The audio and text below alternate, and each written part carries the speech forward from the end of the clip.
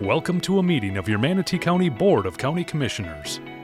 Representing District 1, Carol Ann Feltz. Representing District 2, Amanda Ballard. Representing District 3, Tal Sadiq. Representing District 4, Mike Ron. Representing District 5, Dr. Bob McCann. Representing District 6 at-large, Jason Bearden. Representing District 7 at-large, George Cruz. The County Administrator is Charlie Bishop. Time is set aside at the beginning of each meeting for citizens to speak on any issue. Citizens are asked to limit their comments to 3 minutes. Today's meeting is brought to you with closed captioning.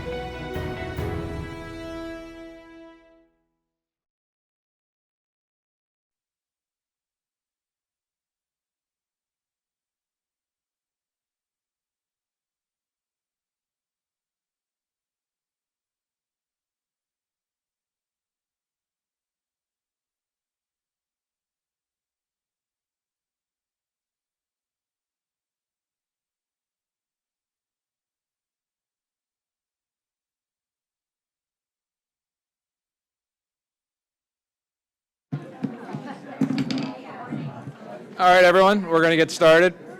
Today is Tuesday, December 2nd, and this is a regular meeting of the Board of County Commissioners of Manatee County. We will get into the agenda shortly, but before we do, we will start as we do all things with the invocation and the pledge. Today's invocation will be led by Reverend Brock Patterson of Longboat Island Chapel. And our pledge will be led by Darren Daly. Darren served in the United States Army from 2003 to 2015. Achieving the rank of E5 Sergeant. We thank him for his service to our country and for his continued service to the animals of Manatee County in his role as an animal welfare officer. He stands here representing both the Army and Manatee County Animal Services. This past Black Friday, the Palmetto Move Out event helped 24 animals find their forever homes. Yesterday and continuing through December 15th, our Bissell-sponsored Empty the Shelter Holiday Hope event will waive or reduce adoption fees, offering a meaningful opportunity to give a home to a pet in need. We are also collecting donations for homeless animals. Canned food and toys are especially needed. Donations can be made at the Bishop Animal Shelter or placed in the bin outside the chambers. So please rise for the invocation and the pledge.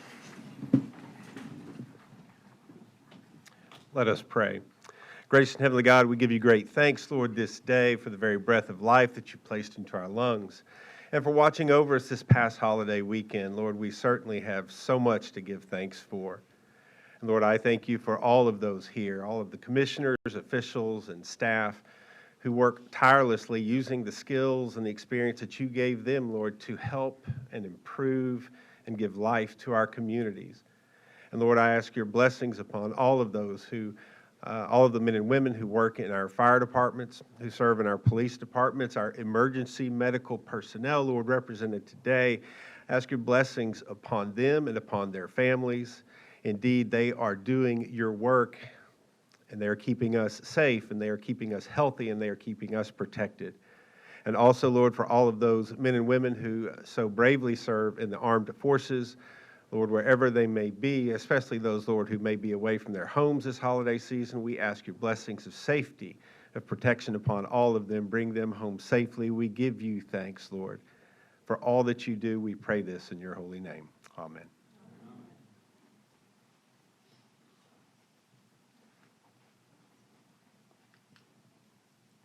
I pledge allegiance to the flag of the United States of America and to the republic for which it stands, one nation, under God, indivisible, with liberty and justice for all.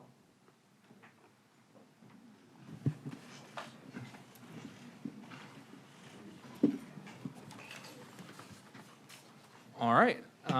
Charlie, any announcements for updates? Yes, sir. All updates were published with the online agenda, and additional public comments were received after publication. All right, thank you. And we will move on to, we have no proclamations today, but we do have one award for Team Member of the Month for December 2025. Who is going to be presenting this? Jimmy?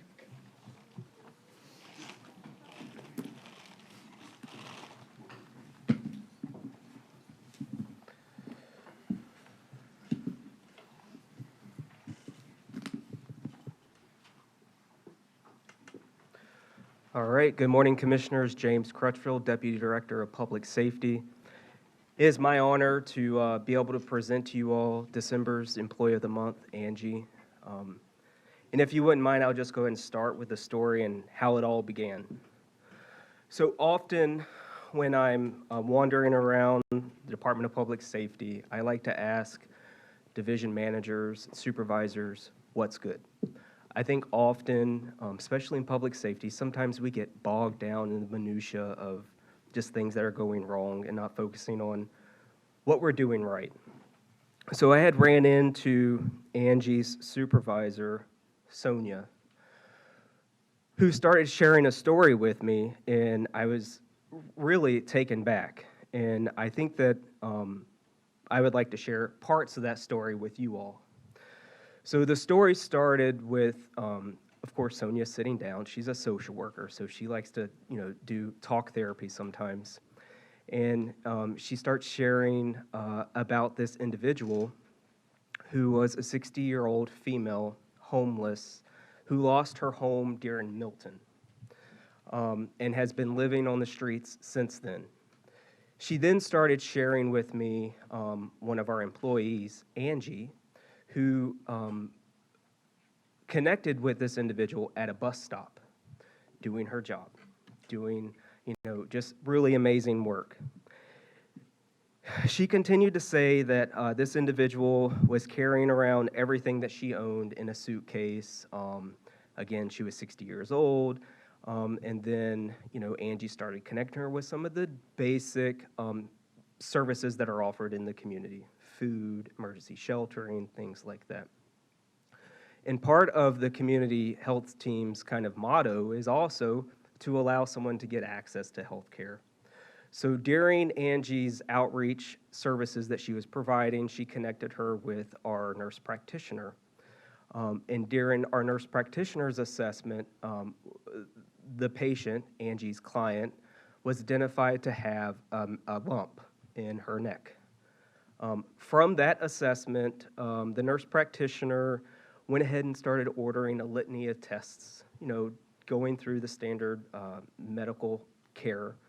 And the patient was determined to have cancer. So from there, Angie was able to get this individual into an assisted living facility, which is no small feat in itself. Much like other medical resources here in the community, bed space is just limited, whether it's for mental health or for skilled nursing or assisted nursing facilities. So from there, Angie continued to go visit her, establish, an ongoing relationship with this individual, and not only just to be there for the patient, but to also be there for continuity of care. Through those visits, it was shared with Angie that there were some final wishes that this individual had, one of which was to be cremated, and the other one was to be buried at sea. So the client eventually did pass away, and part of Angie's continuity of care was to connect the individual with Community and Veterans Services for the indigent burial program. After that was done, Angie went and claimed the patient's remains and then raised money and chartered a boat to honor this individual's last wishes and bury her at sea. I say all that because, one, it's an impactful story, but also this is a county employee that is doing amazing work every day. And I think that she deserves to be honored and to be recognized. And I couldn't think of a more deserving individual on this Giving Tuesday to honor Angie for the service that she does for the community every day, for the going above and beyond, anything that any supervisor could ever ask of an employee. So, with all of that, I would also like to allow her supervisor to share some other just amazing work that she does, other than the reason why we're in front of you right now. Morning. My name is Sonia Schuhart. I'm a licensed clinical social worker and the clinical supervisor of the Community Health Program. My team and I have the privilege of working alongside with Angie. Every morning, Angie comes into work with a smile and a good morning. And truly, when Angie's at work, it feels like it's going to be a good morning. It's going to be a good day. It's going to be a good week. Angie likes to send us love notes. And she sends them via email. And then she follows up with, "Did you get my love note?" And these love notes are more like requests, but of course we can't say no to her. And most of the time, it ends with a meaningful interaction with one of her clients, and her client's always raving about her. As we receive these love notes from Angie, we also know that she's dependable, and that no matter what we ask her to do, she will do it to her best of her ability. Supervising Angie is very easy. Our weekly supervision is more like an hour of brainstorming of how we can grow our community resources, brainstorming of ideas of how to end homelessness and make the system better for our clients. Angie is truly something special. I know that her clients and our community partners know that, and I'm glad that she's being recognized today. So, Angie, congratulations. We are truly honored to call you our colleague, our friend, and the author of our love note. Thank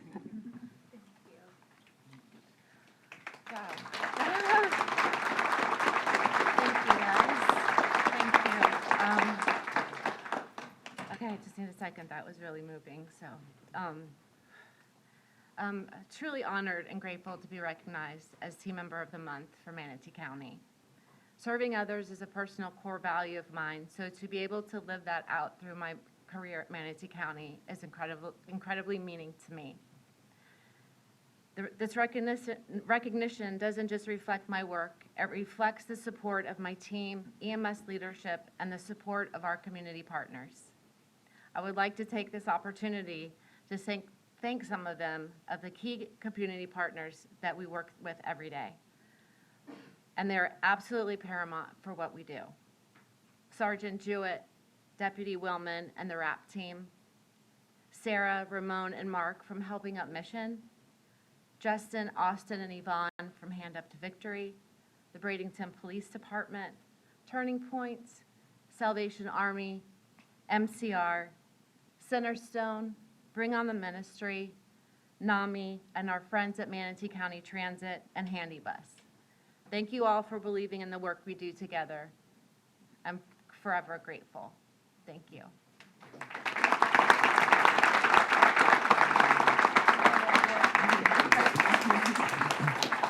Yeah, thank you for all you do and for what all of you do. I go to all these Team Member of the Month awards, and they're always a surprise, and that was definitely a fun one, not just because I got to play at Cat Town while I was waiting for it, but I think we broke a record for a number of pictures we were taking out in front of that van outside. And you could see how much everybody in your department and everybody in your station cares about you and what you do and each other. It was heartwarming to see everyone so excited for you. So congratulations, it's well deserved. I have Commissioner Ballard too. Angie, I'm so excited for you. I know the passion that you bring to your work, and you go above and beyond. So thank you, and thank you to the entire community health team for what you do on an everyday basis. It is it's not always recognized, but we all appreciate it, and just thank you very much. Thank you, guys. Thank you, All right, we'll move on to consent. Are there any items any commissioners wish to pull from consent? Yes, Mr. Chairman. I wish to pull 6, 8, 15, 24, and 26. Whoa, slow down. 6, 8, 15, 24, and 26. Thank you. Did you want to pull 33? I saw your, oh, that's a different No, thing. Okay, that's a different thing. that's- Okay. Okay, we are pulling items 6, 8. Is there any others? Commissioner Feltz, did you have any others? No? All right. Commissioner Bearden, by the way, Commissioner Bearden's on Zoom. Commissioner Bearden, did you have any items to pull off consent? I do not. Thank Okay. you, Mr. Chair. All right, so we are pulling items 6, 8, 15, 24, and 26. So I will now open up citizen comment on consent minus items 6, 8, 15, 24, and 26.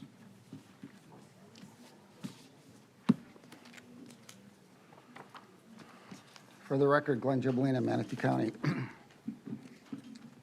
I was going to talk about a lot of them, but I guess I will get back on that. On number 4. So this is what affordable housing looks like. When you have all your units are affordable, and it's a 50-year law. That should be the standard when these other developers come to the table and want to increase in density with only a 25% for housing. These guys are professionals.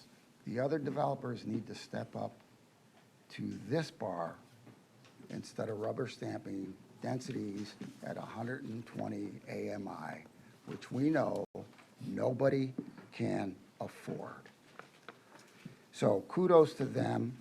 We need more developers like that. That is a home run. They're taking care of, probably getting the 9% tax credit to fill the gap in funding. We need more of that. Currently, it's at $2.75. It should be double that, so we can get more funds at the 9%, because it's tough to get. 4% is tough, so we need to move in that direction. All right, the second thing I want to talk about, and I'll probably get both of them done in my 3 minutes. Wow, this thing's stuck on the ground there. Okay. All right. So, here we go. Another $50,000 on a four-wheel drive GMC pickup truck for solid waste enforcement. So I guess my question is it for code enforcement, or is this separate for utility? I didn't know utilities had their own code enforcement. So if anybody can explain that to me, I would appreciate it. Second thing I want to bring up is, what vehicle were they using now? Does anybody know? Is this replacing a vehicle? Are we going to surplus one out? Or is this a new toy that they're going to get?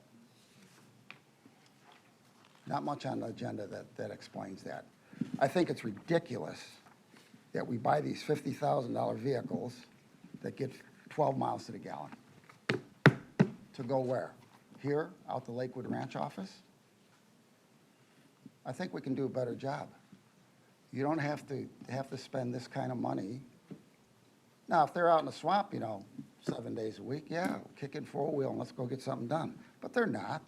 This is a luxury vehicle that we should not be spending money on. So for the record, that's my 2 cents. And I'll be back for the other items because there's a lot there as well.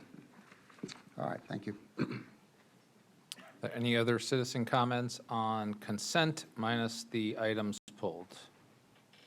Seeing none and nobody has their hand raised, I will close public comment on consent, and I'll entertain motions to approve consent minus items 6, 8, 15, 24, and 26.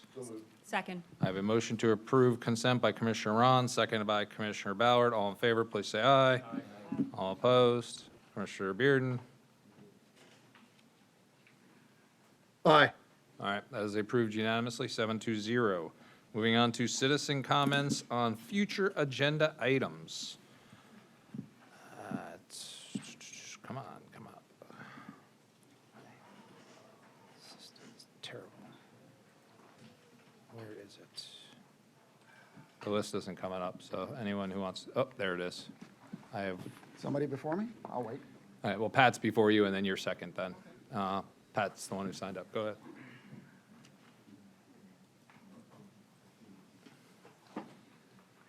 Good morning, Pat Simmons, Manatee County. I talked last time about a sticker program. Well, I actually have it designed, so I wanted to show you the sticker and the pledge.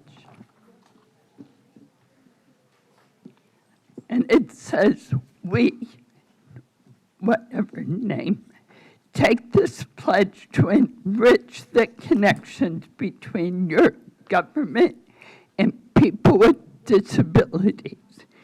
It can be trainings on the ADA, painting more handicap spots, encouraging more accessible activities in your parks, whatever you might plan or want to do.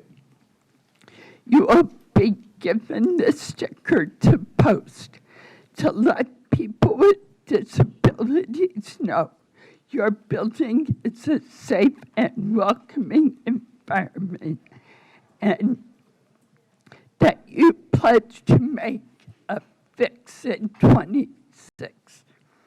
And also it says, as a side note, I have a zero budget to get these stickers made. So if there's anyone that could help me in that process, I would appreciate it. Also, since I have time, one more thing. Diversity is a seat at the table. Inclusion is having a voice. Belonging is having that voice to be heard. So thank you for all three.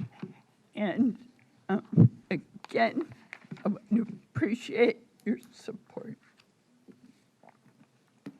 Thank you, Pat. Glenn? Pat, I just wanted to say I like your shirt. For the record, Glenn Jablina, Manatee County. So, I don't know what this $5 gig is, but man, you hammer me every month. I call up there, I put it on my credit card, we're paid in full, and what do I get? $5 ding for a late fee. How does it happen? So I call them up, I said, what's going on? Oh, well, you know, we can't do anything about it. You paid it, but it took 3 days to process, so you're late. Like, that's my fault, right? I get that on all my bills. That needs to be corrected.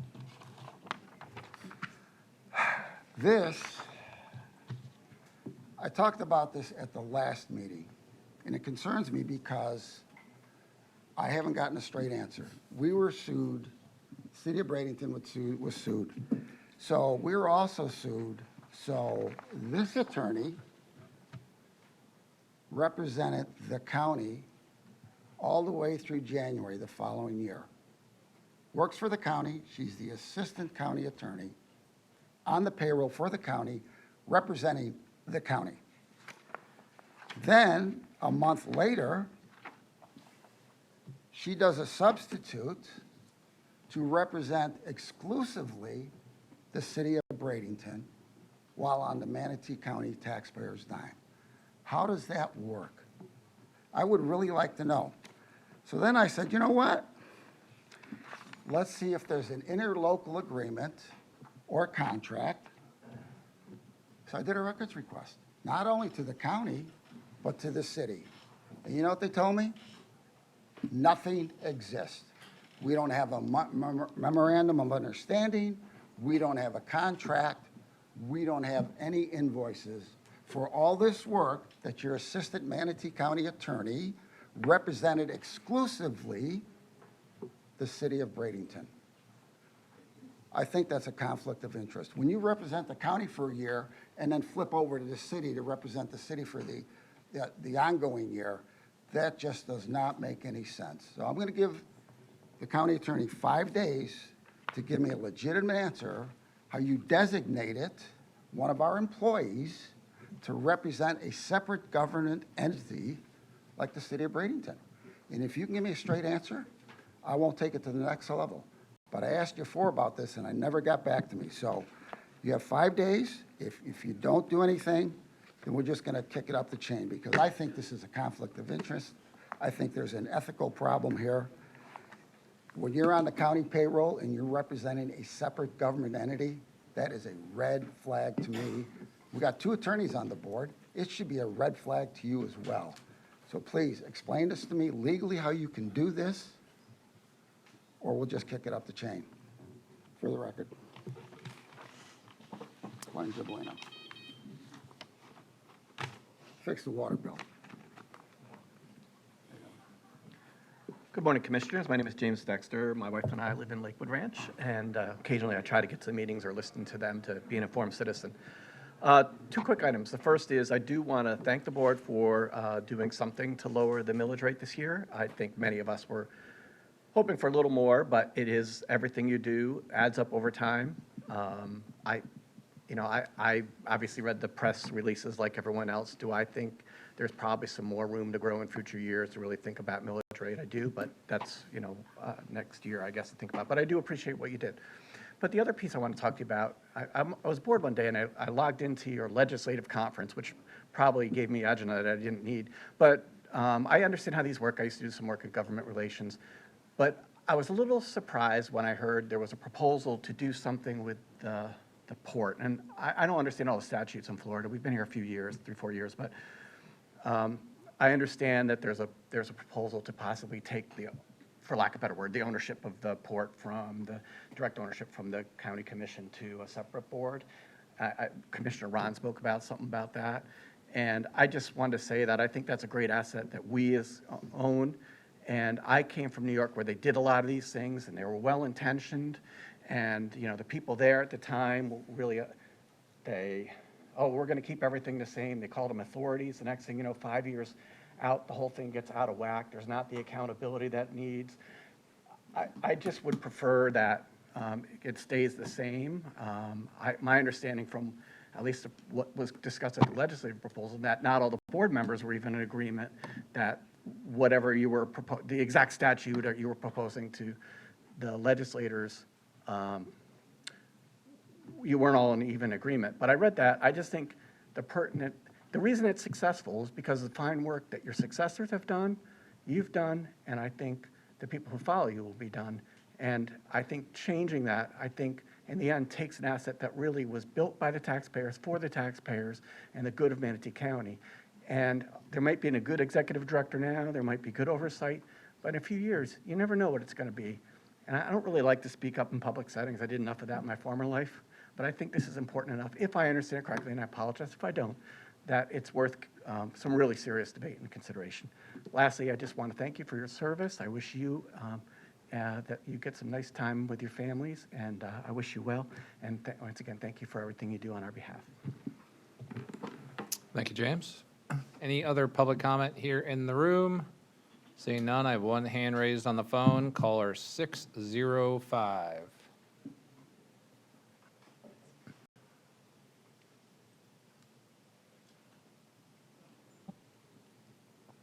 Andrea Griffin, Manatee County activist, advocate. You all did get my email for the issue in Palmetto Point. I just wanted to publicly thank Amanda Ballard for reaching out to me, as well as Carol on the issue there in Palmetto Point. There's also, I know that there's a lot of citizens in this county that are very unhappy with the garbage. Okay, I am one of those people.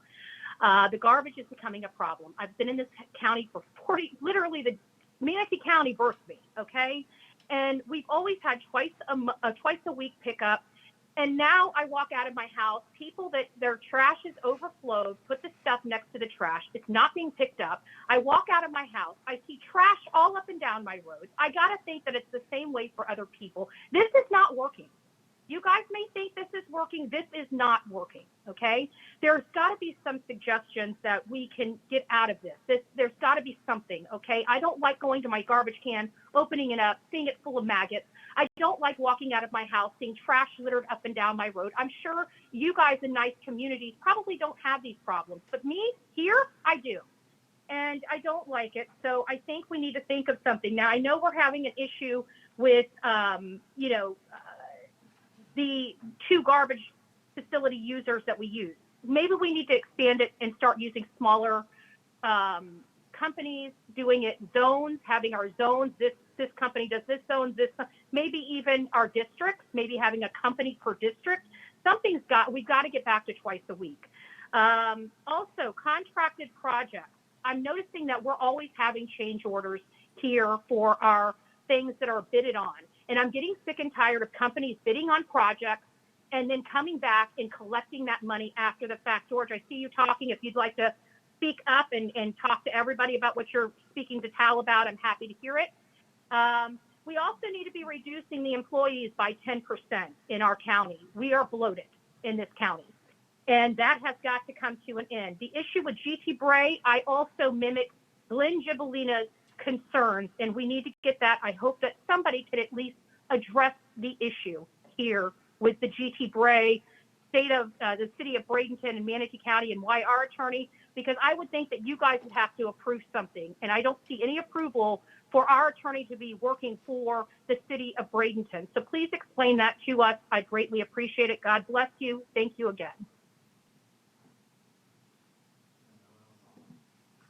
I have no one else on the phone. Last chance in the room. Seeing none, I will close public comment on future agenda items. And we will move to the 2 advisory board reports. The first one up is item number 30, acceptance of the Affordable Housing Advisory Committee 2025 incentive review. Steve?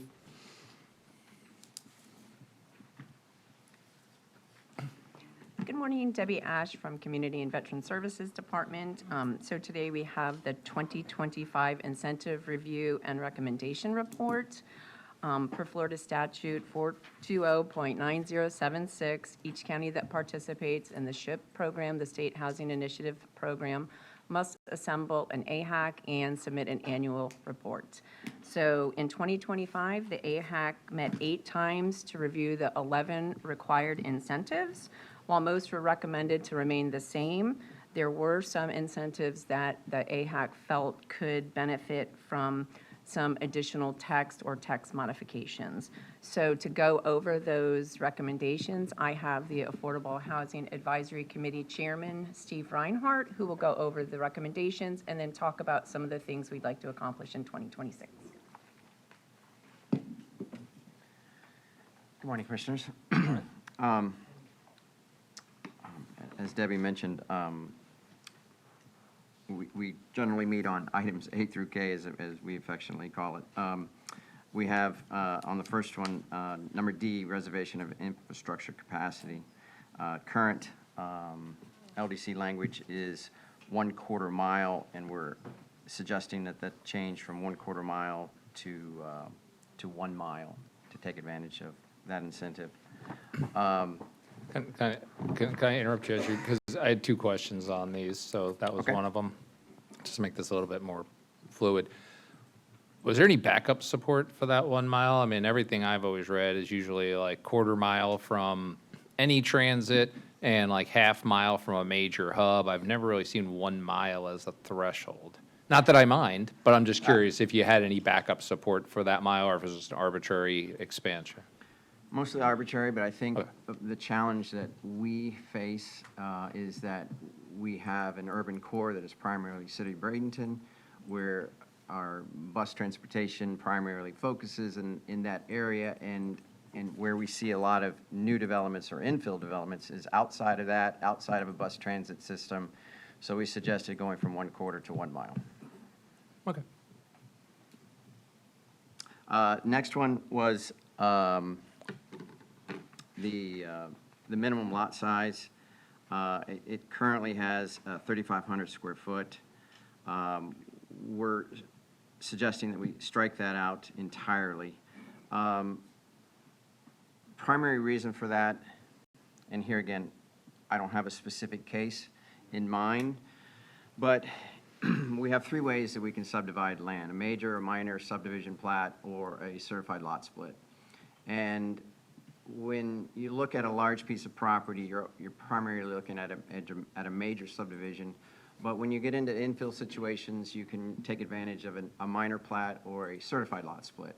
And possibly the thought process is that the subject property may be available for those 2 processes, but what you'd be left over with would be, let's say, an ADU, for example, or a tiny home. So if we have that restriction of 3,500 square foot, maybe in the case of a minor plat, let's say of 3 lots, we have 2 lots that would meet the 3,500 square foot, but we could possibly get a 3rd tiny home lot But if we have this restriction in place, it would prevent that from occurring. Okay, that was the other thing I had a question on, because I'm working on, and other people on this board have concurred with previous conversations about this on this dais, about just removing minimum lot sizes altogether. I hate minimum lot sizes. We already have setbacks and all these other restrictions. If you can fit a 400 square foot home on a small lot, then knock yourself out. If what you're saying is what the intent was, then I agree with you, obviously, because I'm trying to get rid of them anyway. But that's not how I read it, so I would just make sure it's right. I read it like, if you get this affordable housing thing, you have the right to lower your lot size to 3,500 square feet as a minimum. By removing it, you basically just took away the incentive to even shrink the minimum lot size beyond what it already is now, which is substantially larger. That's how I read it, and I possibly read it wrong. That's why I'm just trying to clarify it. I read it twice, but it was listed in multiple sections. I don't have it in front of me, but where you took it away. So I almost took it to mean you removed the affordable incentive to allow for it to be shrunk even beyond the market size right now. But it sounds like your intent was to strike the 3,500 square foot restriction and make it no restriction of how small you can make it, which isn't how I read the adjustment being done. That was the intent. And this probably isn't the appropriate venue to hash this out. I would suggest if we want to further analyze that in terms of how staff would interpret that for future projects and how a future Board of County Commissioners would interpret that as well. I would love to be a part of the February workshop, and we can hash this out. The intent is to allow to eliminate minimum lot sizes, because we may have an infill situation, like I said, where we could get two conforming lots and still have the ability to have a third non-conforming at current standards and still meet all other setbacks and so forth, zoning concerns. Sure, I 100% agree with your intent. I think that may solve its own problem if we get to a point of removing minimum lot sizes, because then no lot will have that minimum restriction, so you don't need an affordable incentive to further shrink zero. So this may be a short-term problem, God willing.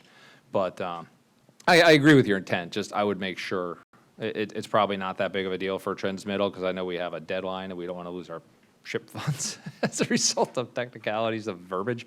But that's just how I read it. But I appreciate you explaining your intent, because I agree with your intent, and as long as that's what your intent was, then I'm good. Yeah, and if you accept it as is, I can make a commitment. I'm going to be chair next year as well. We can further define this to make sure there is no confusion. Again, to the extent it matters. Again, if there's not minimum lot sizes, you don't need incentives to shrink them. Yeah. All right. Okay, I do have, I was on, I was going to say that I agree with your analysis. Okay. But not necessary. okay. Commissioner Seek's going to wait till you're finished.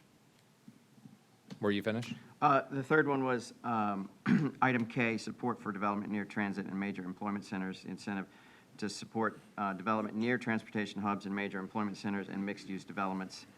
We're adding within 1 mile transportation hubs, major employment centers, and/or mixed-use developments. Was our suggestion there.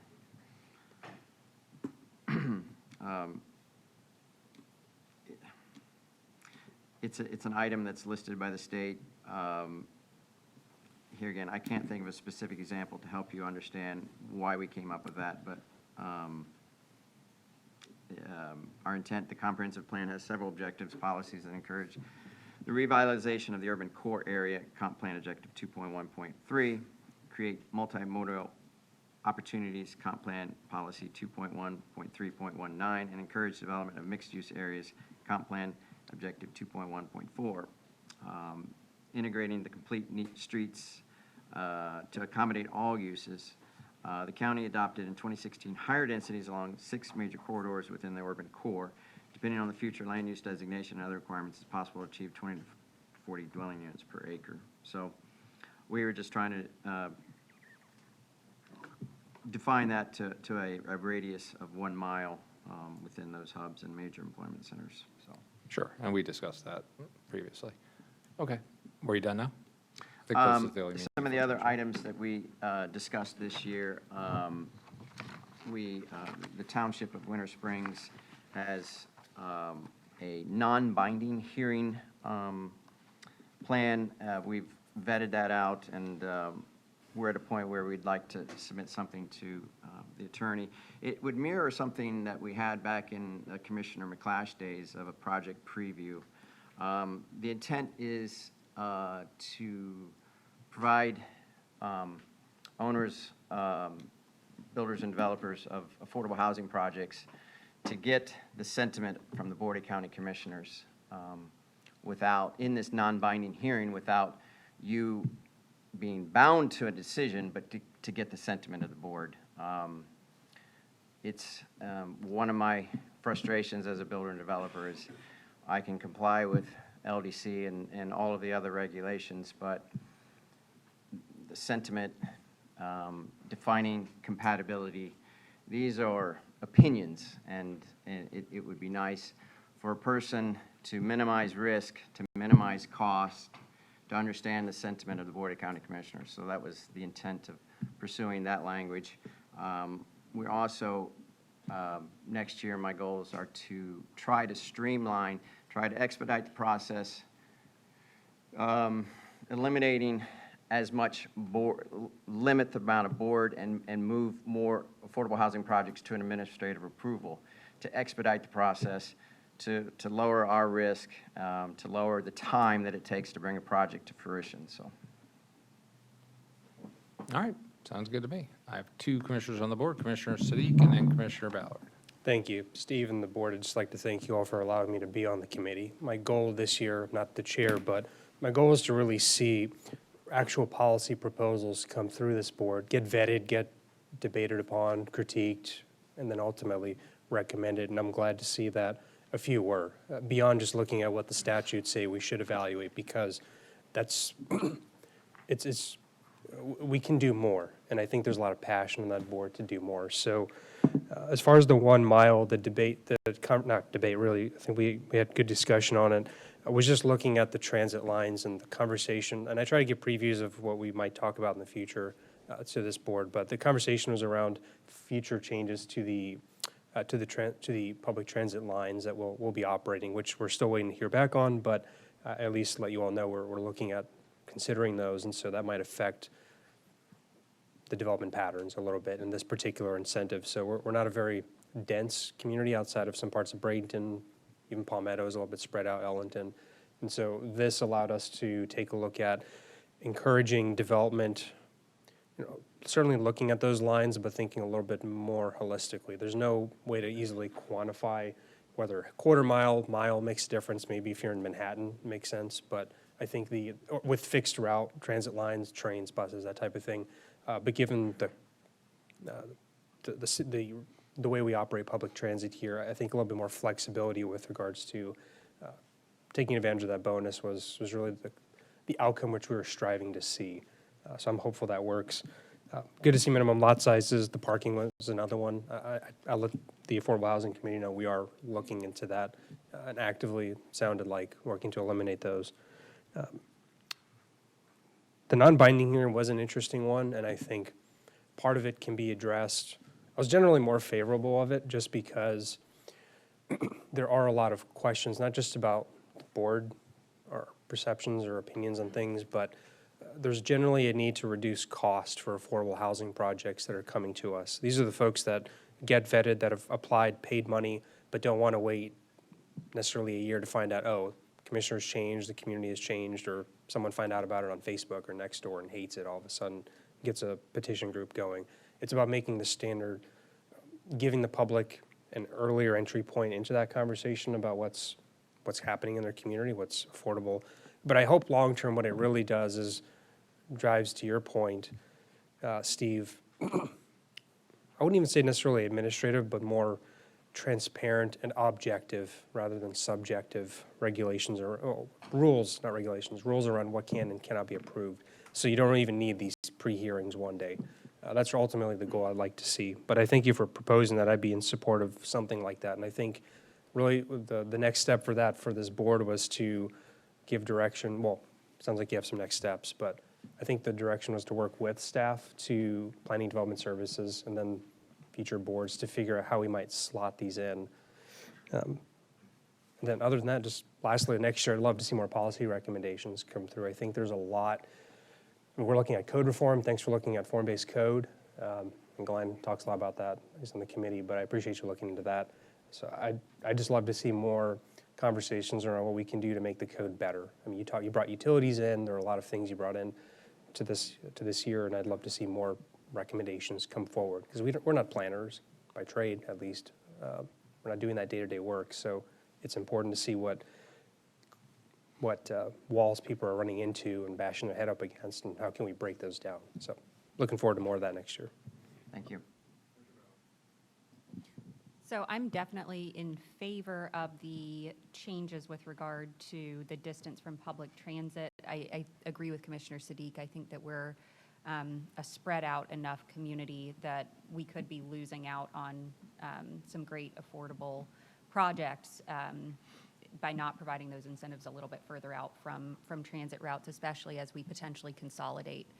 I do have a question about K. So right now, we have supportive development near transportation hubs and major employment centers and mixed-use developments. But we're changing that to within 1 mile. So my question is, are we potentially limiting ourselves? Because I could see a situation where you have this great new employment center, and there's a proposed affordable housing project that's 1.5 miles away. That could be considered close under the current incentive, but would be cut out with the new incentive. Did we consider that? What was the reason for setting it specifically at the 1 mile?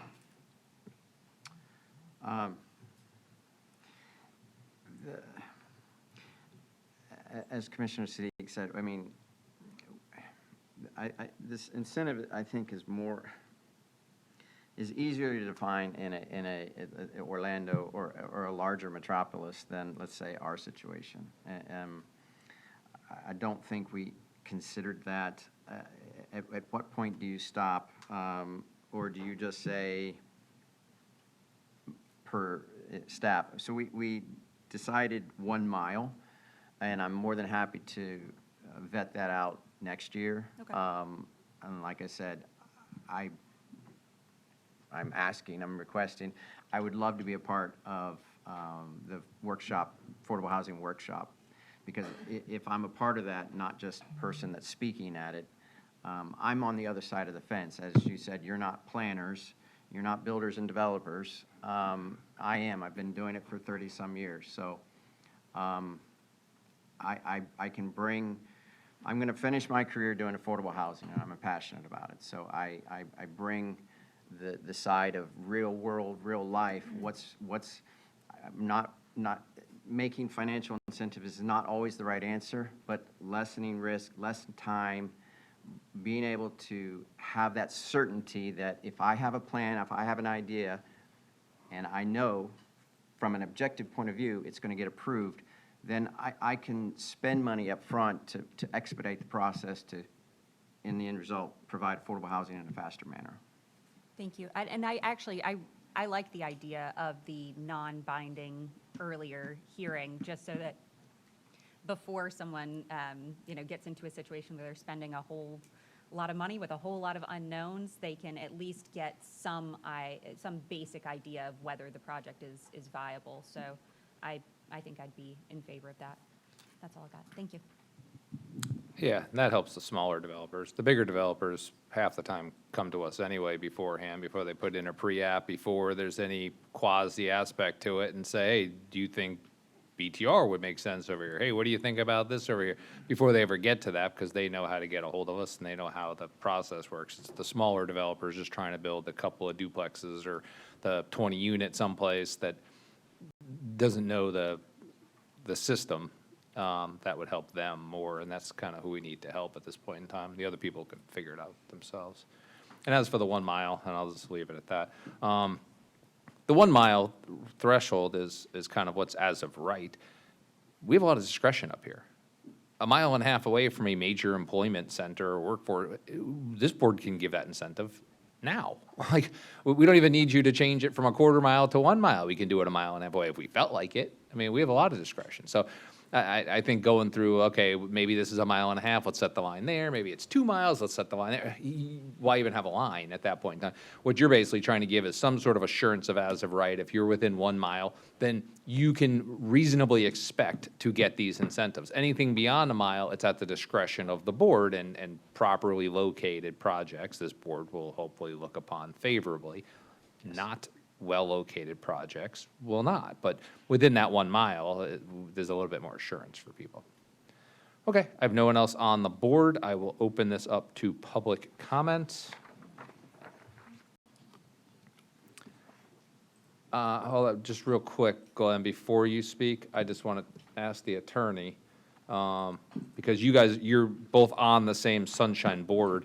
Is Glenn commenting on the chair of his own board's comments about his item going to cause any issues with Sunshine for either the speaker or for this board? I'm glad you brought that up, but yes, if they're on the same board, that is a concern. So it'd be best if Mr. Gibolina not speak if a fellow board member has already spoken, since it's not noticed as a meeting of that committee. So I'll leave it to your discretion, but this is on you. I mean, you are on a Sunshine Board, and yeah, and the chair spoke. I'm not going to prevent you from speaking if you so choose. I just want to make sure you're aware that that you guys are on a board together. Like, I can't go into a town hall for Commissioner Feltz and start answering questions to her. I mean, that's just not how it works. So, but you make your own decision. Well, but since the county attorney's office does represent boards at the discretion, our advice to you would be not to speak because you could be potentially accused of violating the Sunshine with your fellow board member having already spoken. I'm speaking as a citizen, not as board member, not as vice chair. I'm speaking as a citizen that has knowledge about affordable housing. This has nowhere reflect the presentation that Steve did or the recommendations that staff did. I am speaking solely as a citizen of Manatee County who is concerned about affordable housing. Here's what I know, that we have a tiny house ordinance that's been on the books for a while. We don't know where to put them. Nobody can give me an answer of what property we can put tiny houses on. So we need some clarity on that. Second thing I want to talk about is the school board.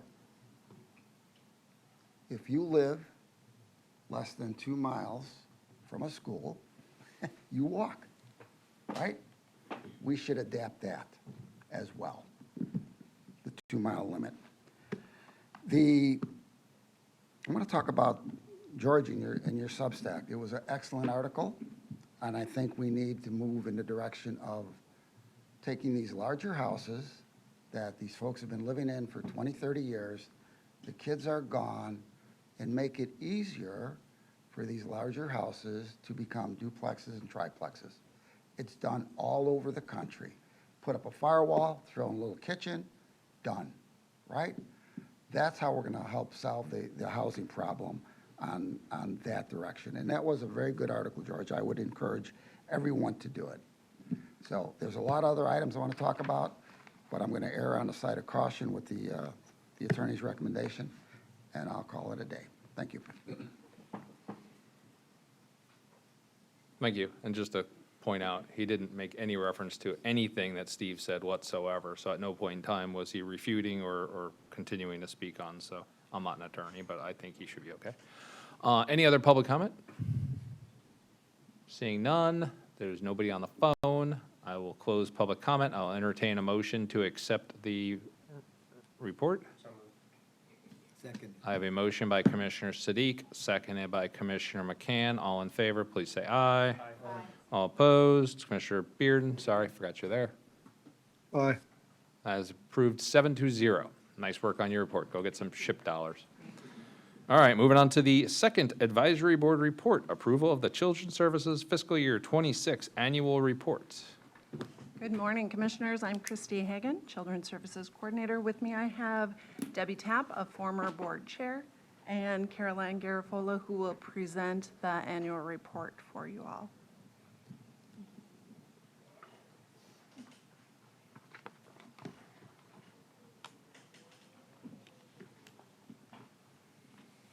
I've been a 4-year member. I'm Carol Ann Garofalo. I've been a 4-year member of the Children's Services Advisory Board and have had great pleasure working there with a 50-year background in working with children and families. Debbie Tapp has been on the board even longer than me. A long time. So you want to introduce yourself? I'm Debbie Tapp. I serve on the board as the United Way representative and been several cycles. What we thought we could do to keep this as brief as possible to give you an opportunity to ask questions is we'll flip through the pages, and as we go through them, if you want to stop and ask a question, we're happy to answer any questions, because this is taxpayer dollars that we are spending based upon a bill that was passed, I believe it was 1981, and we want to make sure that not only does the commissioners know, but our public knows that our monies are being spent where they're going and not diverted any other places, as you hear in the news lately. And just to clarify your point for anyone watching, this millage, which is now 0.33, was a ballot referendum voted on by the citizens of Manatee County to tax themselves. This money cannot be used for anything else. There is no ability to shift this to parks or libraries or roads or anything else. This money goes towards nonprofits. Your board is tasked with allocating the tax dollars that the citizens voted to tax themselves for the good of children's services. Just want to clarify that. Thank you for those points. It's very important. Thank you, Mr. Cruz. The membership on the Services Advisory Board is constituted by 13 members. We are missing one, so for anybody who's a doctor out there, we do need a doctor on the board. You see before you who are those serving on the board. Our focus is child and family well-being, child removal rates and foster care, children with special needs, early care and kindergarten readiness, food and shelter, physical and mental health, safety and preventable child deaths due to drownings. That's a very new one for us and very significant. Stabilizing families and parent education, and youth development and literacy. Any questions at that point? Okay. We come up with a number of priorities and targets, and as you can see before you, one, that children are safe in their homes and free from abuse or neglect, that children develop literacy skills necessary for success in school, children have the skills necessary to function appropriately in all environments, and parents and caregivers, because those are their first teachers starting from when they are born, have the skills and resources needed to stop preventable child deaths. And those priorities are developed in a retreat that we have once a year, which we've had this past October, and it's the advisory board and the staff, because the staff are really part of this whole process, starting with Christy Hagan, who is the chair of the advisory board as an employee of the county, and along with the 13 members who serve on a volunteer basis, and I want to stress that we are all volunteers other than Christy and her staff. Moving on, you can see financial data over the 3 years, 23, 24, and 25, and how they're broken out under the various determinations. And again, these were all applications that were provided to us, and we'll talk to you a little bit, if Debbie wants to do that also. Please step up. Yeah. Debbie and I are a team here. The determination of how we come up with making the recommendation to the commissioners, which you then have approval, comes from a long, arduous, and very detailed process, starting with appointment to the board, starting with, we have 20 meetings a year, constituting 60 hours minimally, because we have 3-hour meetings. And on top of that, then we have applications that are reviewed. And I actually did a calculation, if I can go to those notes, that shows that with This past year, almost 70 applications or less. We had 136 hours that we do work at home because we review the applications online. And then we have subcommittee meetings. So your volunteers are very busy, not only on site, but at home. Commissioner Ballard is our commissioner who sits in on the meetings, and we appreciate that work that you do for us because she always has certain questions and points to be made, which is significant. And it means that our committee is, number one, acknowledged by our commissioner coming to the meetings, but also can bring back information to all of you. You can see, let me just get to where we are. Go ahead. Caroline, just have a Yes. quick question. Sure. So I see some very large changes in allocations, which obviously we voted on. One of the biggest ones is early care and education. I'm just generally curious, what drives some of that? Is it just the availability of nonprofits to serve the need? Is it data pointing to the need to focus on that category more than perhaps others? I'm just curious. That was a pretty large jump. Actually, it was a large decrease from 22 to 23 and then a very large increase. So I'm just curious, is that where the needs from the community were greatest this year? I can tell you this from my experiences having started early childhood programs in New Jersey. I was an educator for a lot of years until I went into the private sector. These research shows that whatever happens between 0 and 5 years of age to help children get ready is the most significant. That's where their IQ really gets established, where their learning is so important.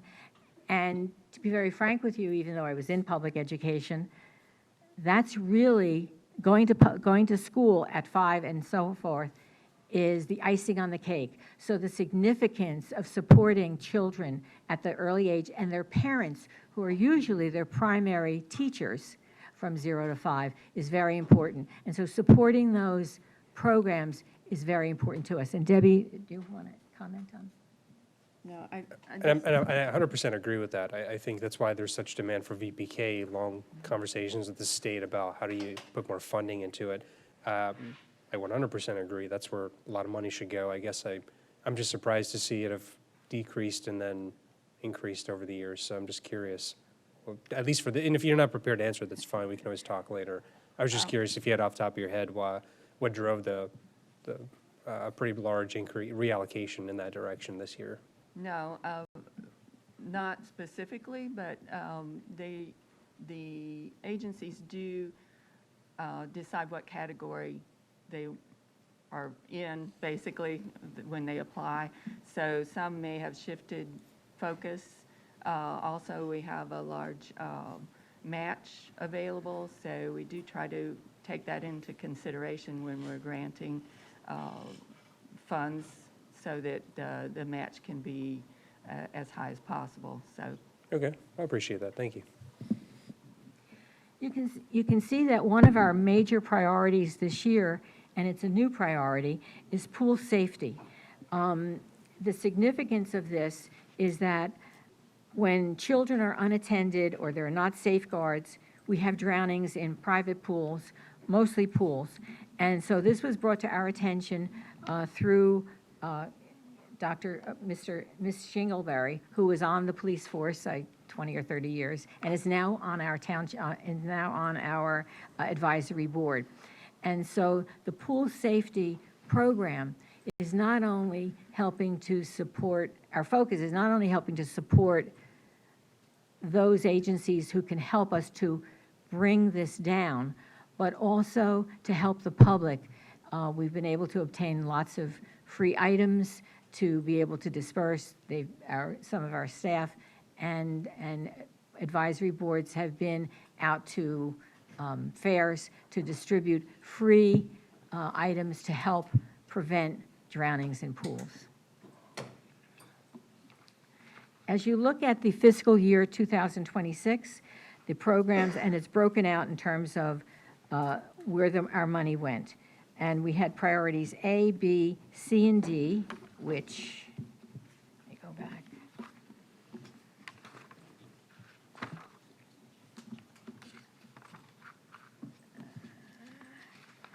Which we went back to, that children are safe in their homes, children develop literacy skills, children have skills necessary to function appropriately, and that parents and caregivers have the skills as resources. And you can see where the money is broken down specifically.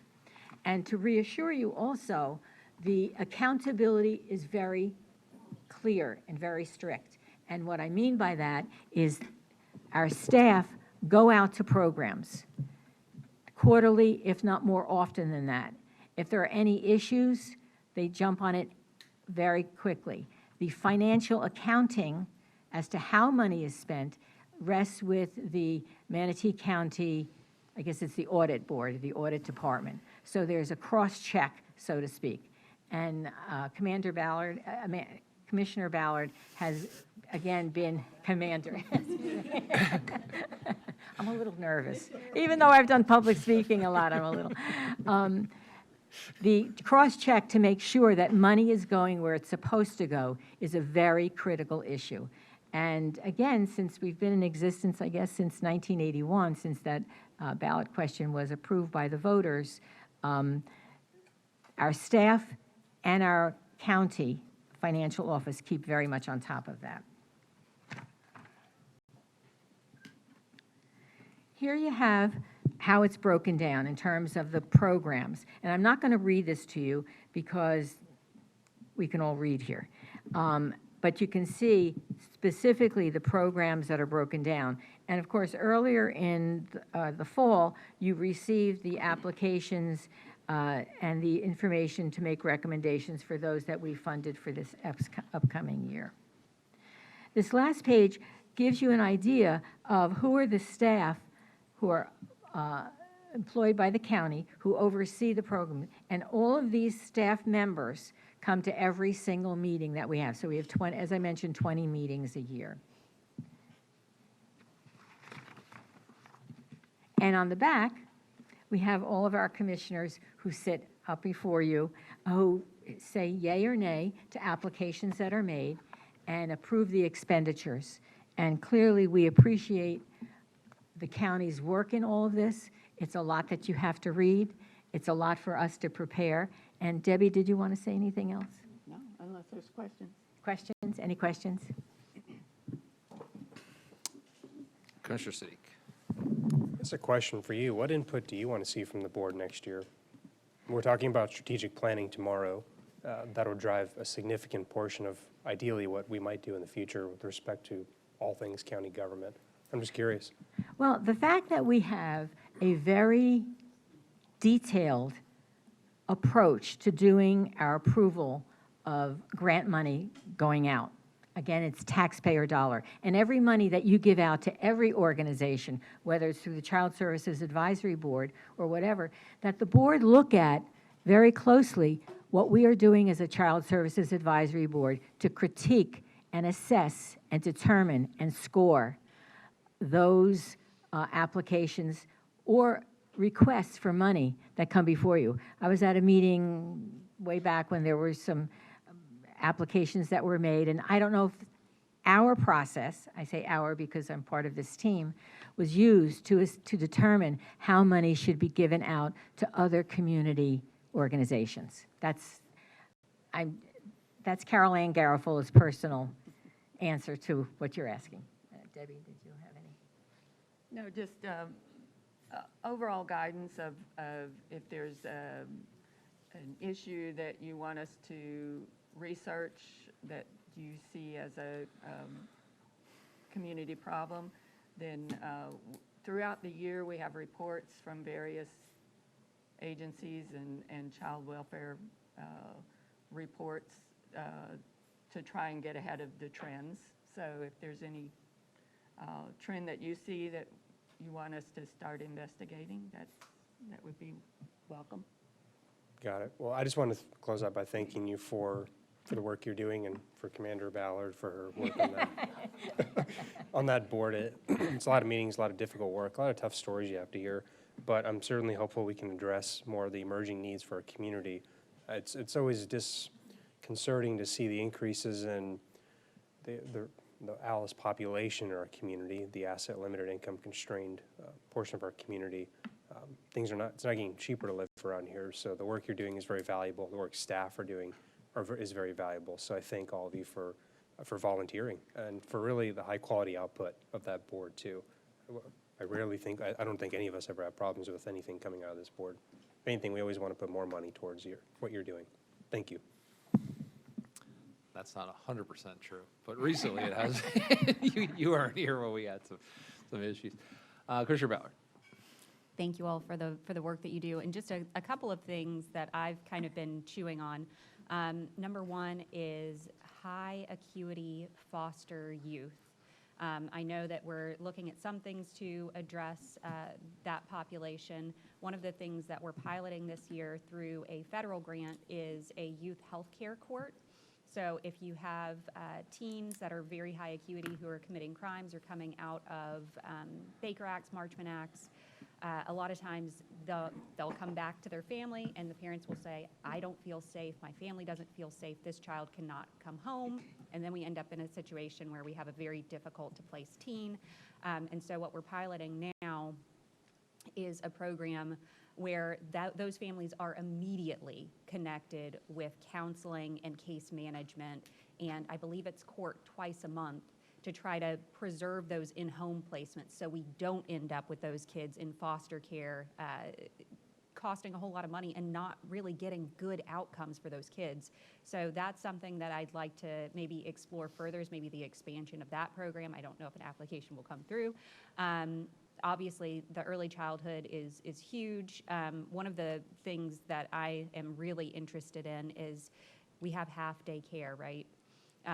So if there was a pilot for wraparound, I think that would be absolutely amazing, because right now, a lot of our income-constrained families, those kids are not participating in VPK because it's only from 9 to 12, and then the parents, they say, I can't work all day and figure out childcare afterward because I can't afford it. So those kids that probably need it the most don't end up going to VPK. So a solution for that wraparound care, I think, is going to be really important.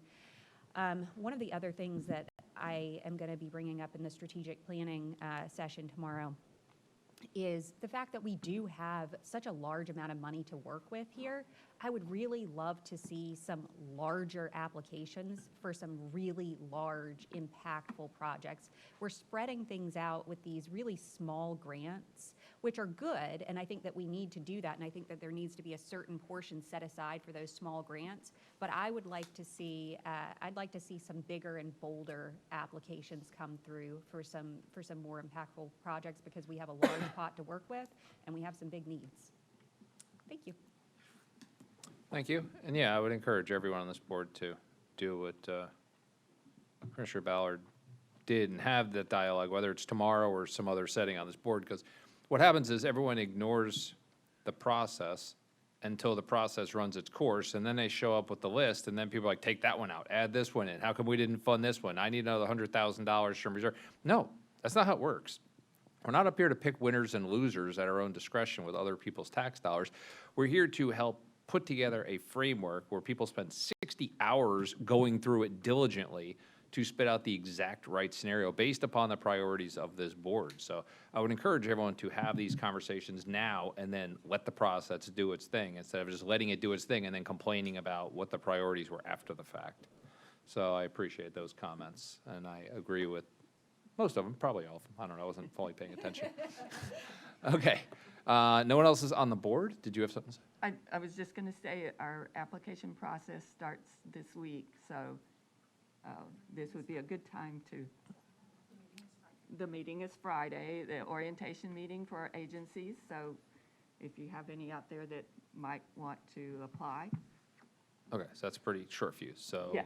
as people are preparing for anything they may want to speak about tomorrow at the strategy meeting, I would consider making that a priority if you have a problem. I think you guys do a great job, but I do like the fact about some of the larger grant funds and so forth. I think that's something we're missing in the big picture. We've done it one-off with ARP and things like that, with Easter Seals and PACE, where we've done capital project kind of stuff to expand it, but we've never really done it with this millage.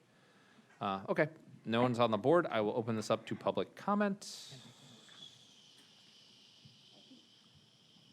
I think Carol Ann had one more comment. I do. I'll make a comment as a personal. Carol Ann Garafola. I live in Bradenton, and Now you have 3 minutes. Now you're yeah. stuck. All right. Okay. My comment is this: having come from New Jersey and worked in the early childhood field and then K through 12, I'm very impressed with the kind of commitment in terms of money in Manatee County. So I thank you and all your predecessors who had the foresight to bring something like this to the voters and do what you can to help children. And I thank you, each and every one of you. Thank you. Okay. Was there anyone from public comment? Nobody said anything. Nope. And nobody's on the phone. I will close public comment. And Commissioner Ballard, would you like to make a motion to approve this? Motion to approve. I have a motion to approve by Commissioner Ballard, seconded by Commissioner Siddiq. Well, it's up on the screen. Commissioner Bearden, how do you vote? Aye. Commissioner Bearden is a yes, and that is approved 7-0. Keep up the great work. Okay, it's 10:15. We've got 5 items pulled from consent, 2 presentations upon request, and then 2 final items, and that's the extent of the agenda. So, real quick, was anyone, we'll go back to consent, but in case there's anyone in the audience, was anyone going to ask for a presentation for 27 or 28? Because if not, I mean, I can bang those out in 4 seconds. Nobody was? Okay, well then I'll open up number 27. Nobody asked for a presentation. I'll open that up to public comment. Seeing none, I will close public comment. I'll entertain a motion on item number 27. Motion to approve. I have a motion to approve by Commissioner Ballard, seconded by Commissioner Ron. All in favor, please say aye. Aye. All opposed? Commissioner Bearden? Aye. That is approved 7-0. Item number 28, nobody asked for a presentation. Open that up to public comment. Seeing none, I will close public comment. I'll entertain a motion on item number 28. Second. That was a very mumbly motion to approve by Commissioner Siddiq. I wasn't sure. Seconded by Commissioner Ballard. All in favor, please say aye. Oh, it's up on the screen. If you're frozen, we'll do it by voice. Commissioner Bearden, how do you vote? Aye. Commissioner Bearden's a yes. That is approved 7-0. All right, look at that. We've got the items pulled from consent and then the final 2 items. So Commissioner McCann, let's see what we can get through before we take our 10:30 break. Item number 6, it's all you. Okay.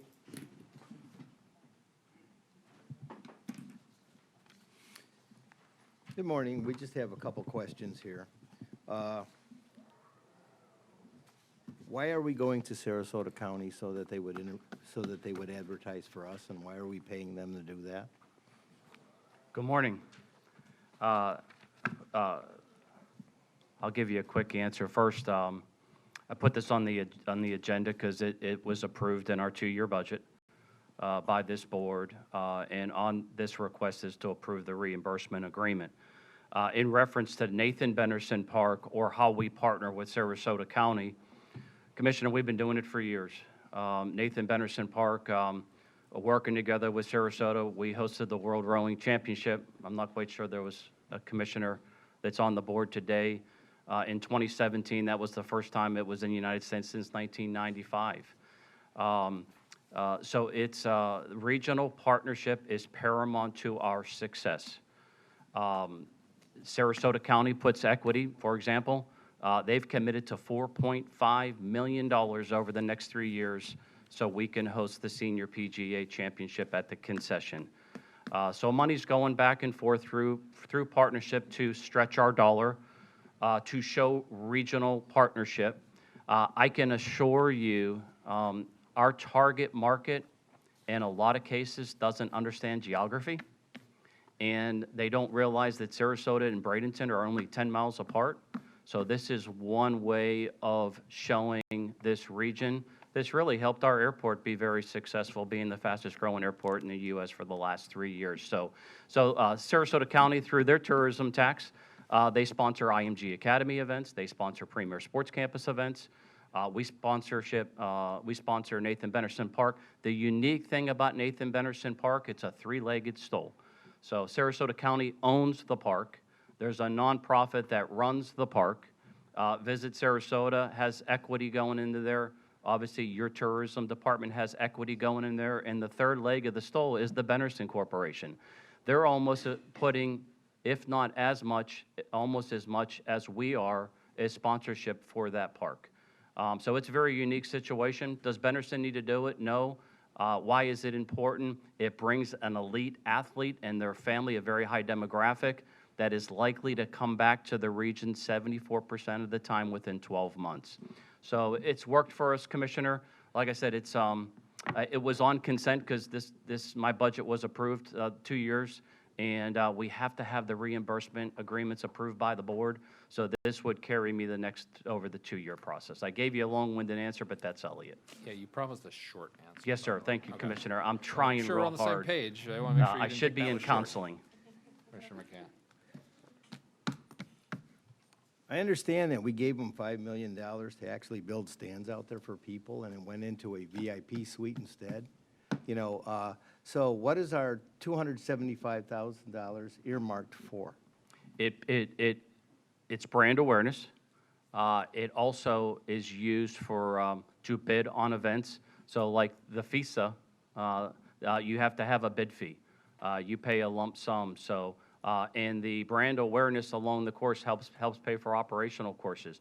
There's not a tournament that comes into the region that the tourism bureaus don't sponsor. There's too much competition out there. So it's, in that corridor, I think you have, give or take, 12 hotels in that interchange. I don't know if it's your district or Commissioner Ron's, doesn't really matter.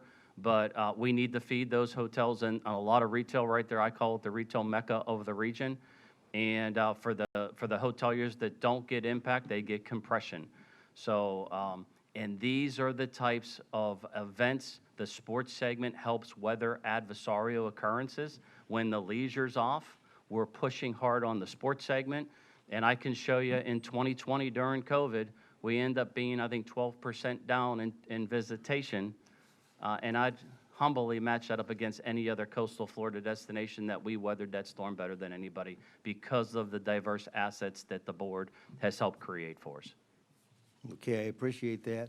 The other question that, you know, my constituents had is, why are we entering into a 2-year contract when we're going to have a new board next year?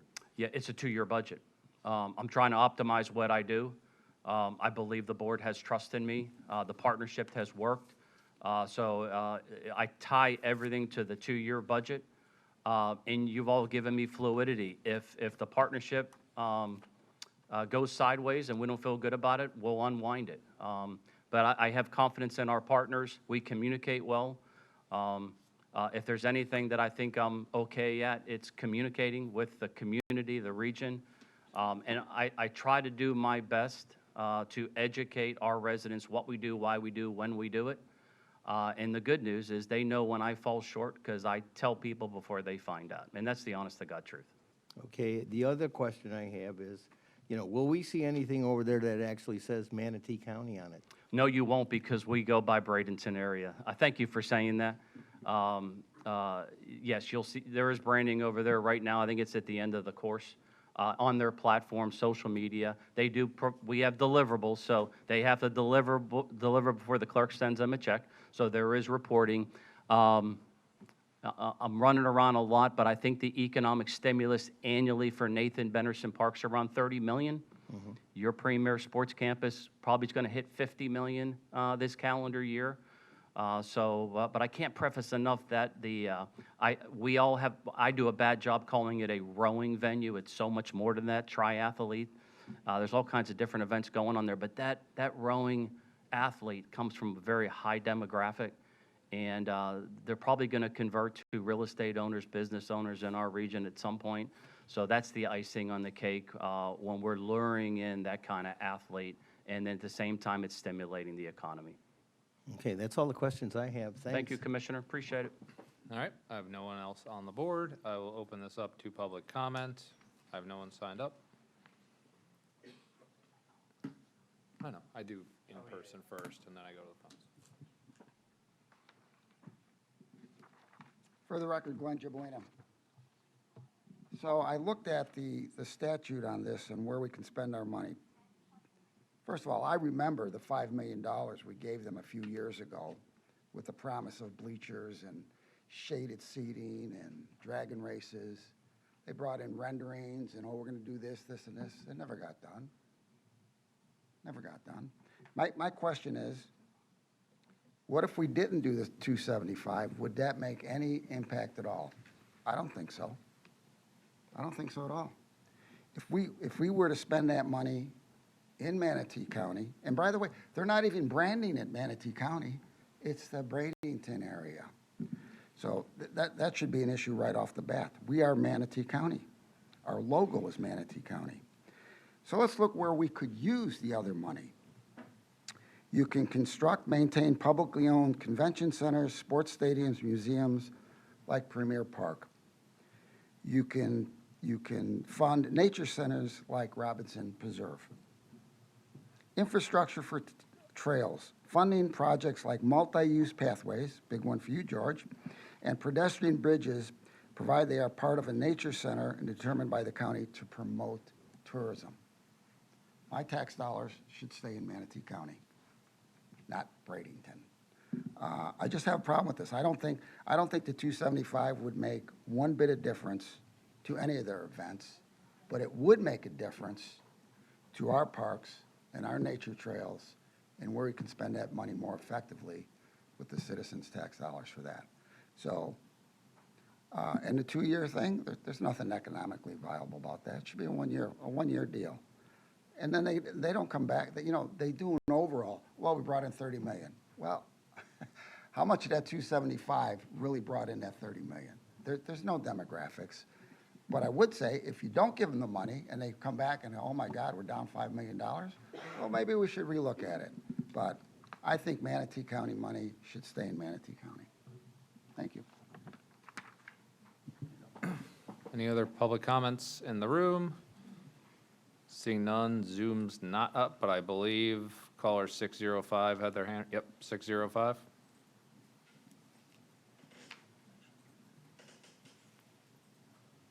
Andrew Griffin, Manatee County Advocate. I didn't know how Glenn was going to answer or come to the podium, but I absolutely agree 100% with him.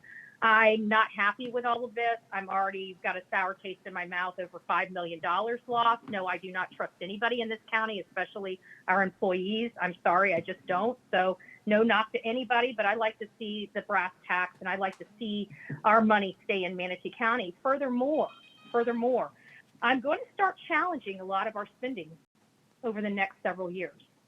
Is this the government's responsibility? Is this truly what our government is designed for? To advertise for our county. I'm really going to be going back to our history in why our local government was developed and what your responsibilities are. Because I think we're over bloated. I think we need to keep our money in Manatee County. I don't think we need to send our employees out so they can feel like, the big wigs, right? Private seating, $5 million. $5 million for VIPs. Our money, our taxpayer money. No, Nathan Benderson Park, I think at this point we've given $5 million. I think that's our responsibility as Manatee County. All right, thank you so much.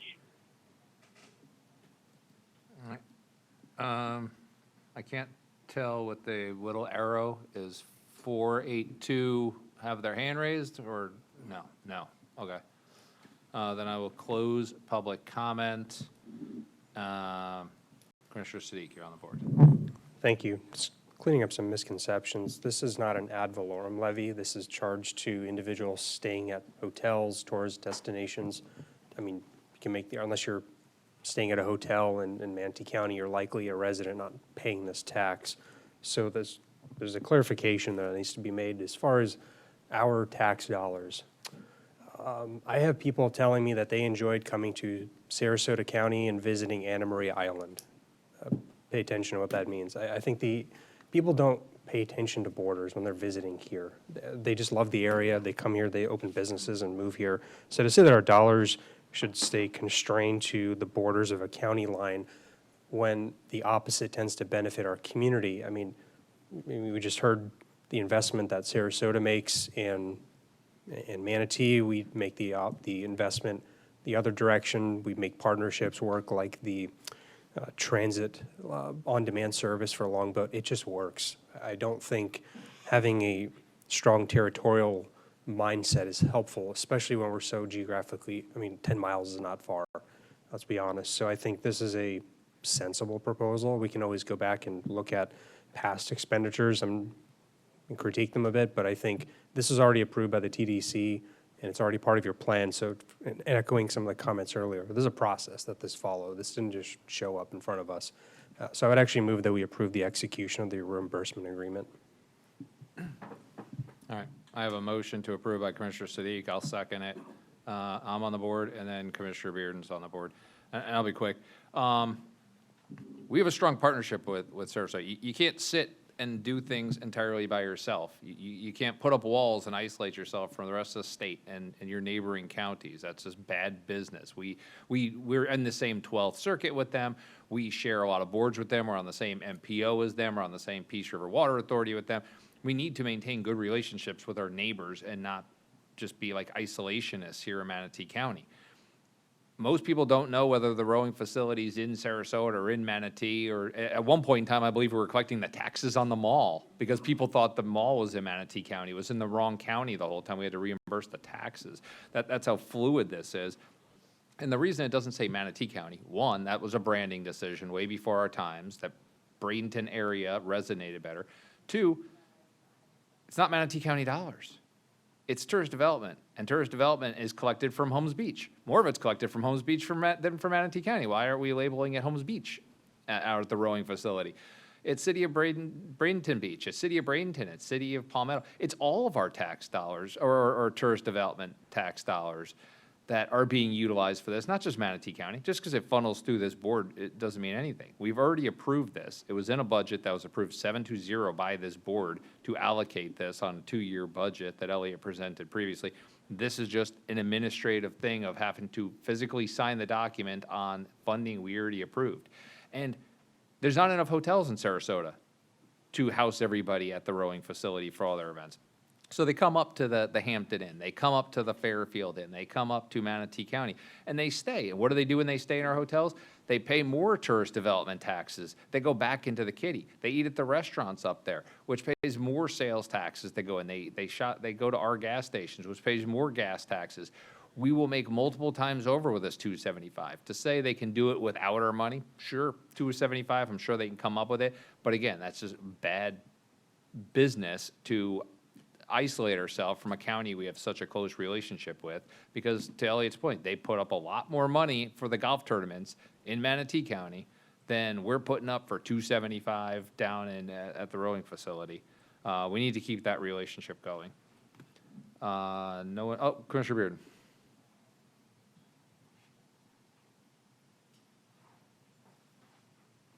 Hey, Elliot, I just have a few questions for you while I'm sitting here thinking. Yes, sir, I'm here. Yeah, you say we're bringing in $30 million roughly from tourism revenue when the rowing events happen. How do you quantify that revenue in your model? Yes, sir. It's the good news. It's third-party research, so it's not coming out of Nathan Benderson Park or subjectively from an office like ours. I think it's down St. Germain's, a third-party research firm that's expert in that. There's a methodology that's used by the state of Florida that gets us to those numbers. So 30 million is a good number that's been consistent since the World Rowing Championship post 2017. Okay, so are you saying that they're judging that possibly on, them going to the restaurant and then those sales taxes being paid out, and how much of that percentage is coming back into the county during the time frame of those windows, those specific windows? The economic impact is direct expenditures.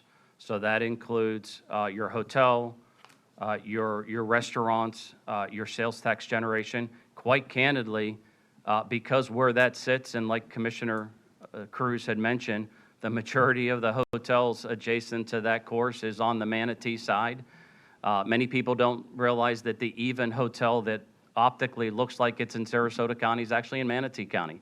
So there's times that, Manatee County will get more of the benefit, and depending on the seasonality. But there is, a direct expenditure based on a per-person daily expenditure that comes in from a sports athletes that established by the state of Florida. Okay, so there's not necessarily a shared revenue per se when these events happen? No, sir, it's going right into the hospitality industry. We don't see Okay. it. Do we get brand awareness in target markets around those types of events that will get indirect benefit? Absolutely. Okay, the reason why I'm asking this, most of the nice restaurants, I would say, are south there of University on the Sarasota. A lot of them are on the south side of University there, UTC, in that specific area. And I know we do have some on the north end. I'm just kind of curious as far as, and that's just restaurants, but we know we have one hotel there, right? I can't remember if that's a Hilton or a Fairfield or whatever that is. But most of I would assume that. So how many hotels do we have that you know of that are on the north end of University compared to the south end? Five University and I-75, 5 are in Manatee County. Commissioner, I love you, but be careful splitting hairs. I'm not trying to split hairs. yeah. I'm just trying to quantify the 30 million that we're getting into this county, Yeah. which I think is great. But these are questions that we need to know so that if we're up here making the decisions, I get it. I know that it's when we do have major events, I've seen all different types of colleges come in. I've been out in town when I've seen a lot of these rowing teams come in, and I realize that it's bringing a significant amount of revenue into our county.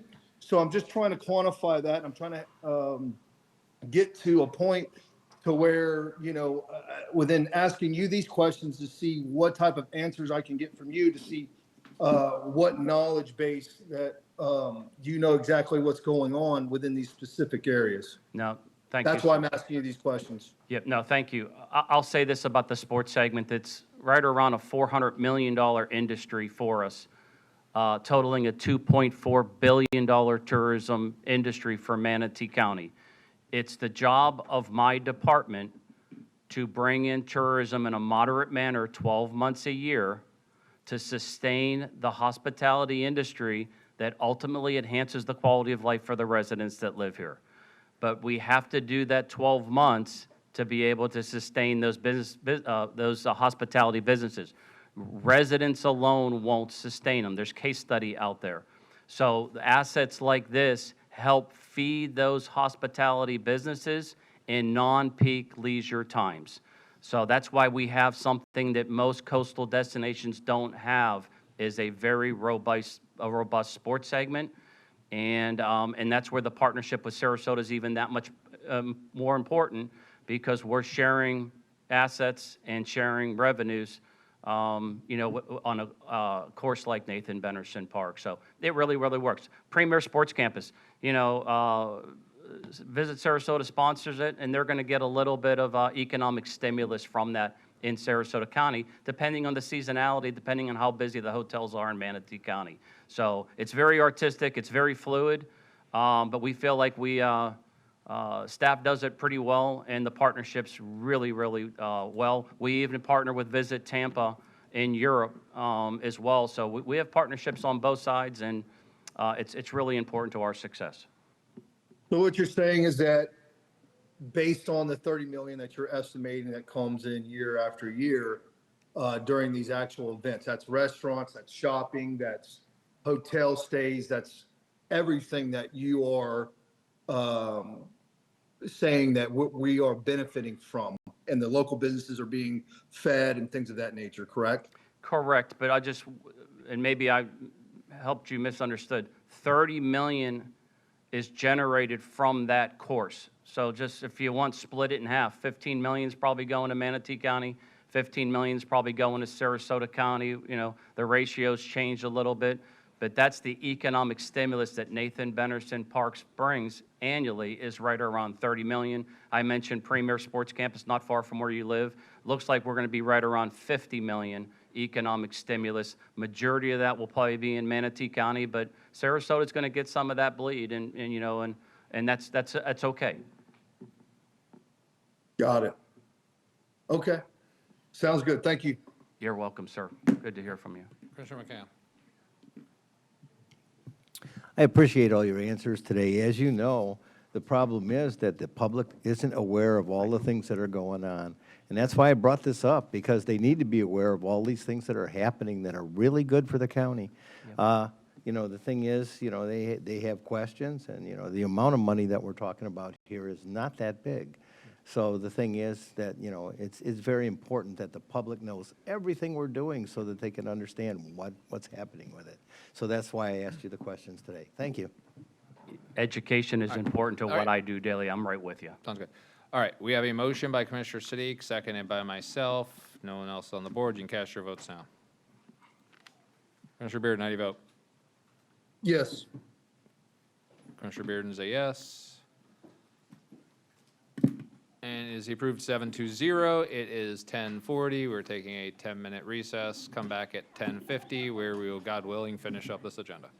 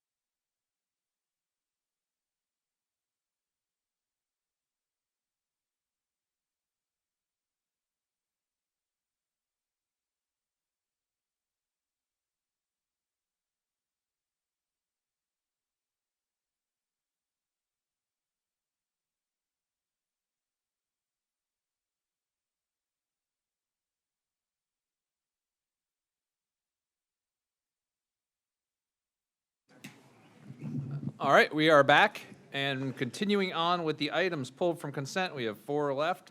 Next one up is item number 8, Commissioner McCann. Yeah, I have some questions on this because it isn't clear to me. This $7 million in bonds, where does this bond come from and how does that affect the county? Oh, yeah. So as every nonprofit that wants, okay. I'll let you. Time's up. Sheila McLean, CFO, so I'll start all over again. Every nonprofit organization that attempts to issue financing within the boundaries of Manatee County, as per the internal revenue code, they have to, and the TEFRA, they have to come to the board for requesting to issue financing. So that's why recent Xavier Academy is coming, because they are trying to go for financing for the expansion of their school. That financing doesn't come from the county directly, right? It is, we are not responsible for that financing at all, no. It's just What a is our pass-through. involvement in it? The Board of County Commissioners only provides and approves and gives the authority for them to be able to finance, to issue the bonds, for them to move forward to use the funds to build on their school. Okay, so this is at no cost to the county No, sir. whatsoever?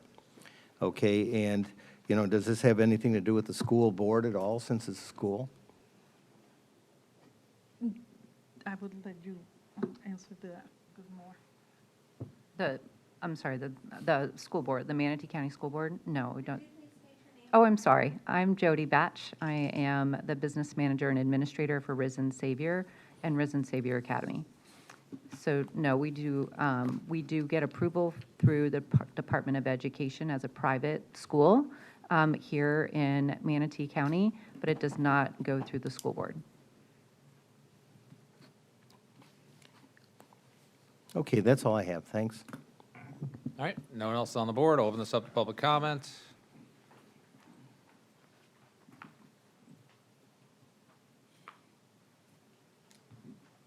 For the record, Glenn Gibolino. So I guess my question that I have here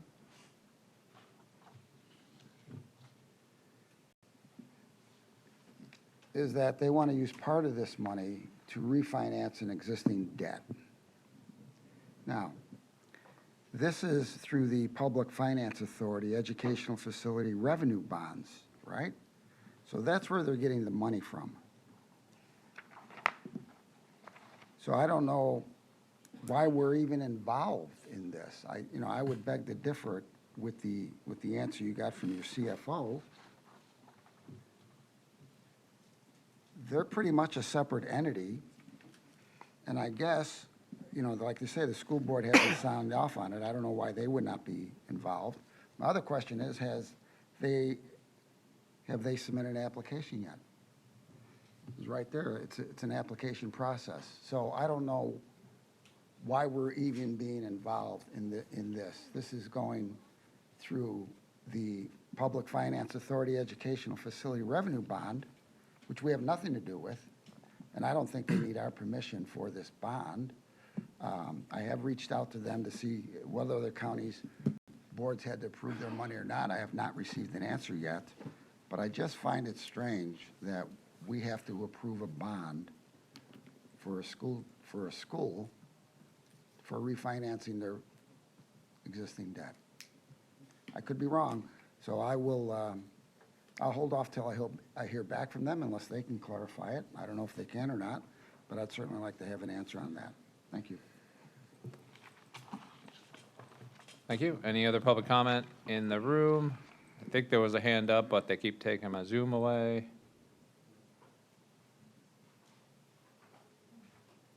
Caller 605.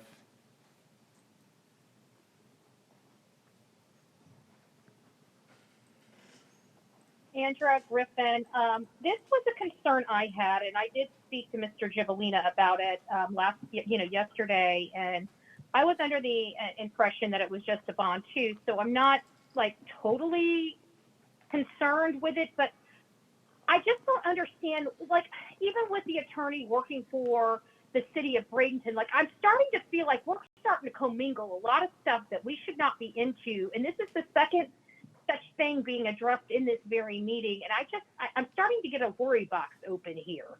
And I just want to make sure we're not doing, this is the second issue that this is just weird stuff. And I'm not accustomed to it. We've all been doing this stuff for a pretty long time. I've been in these rooms since 2015.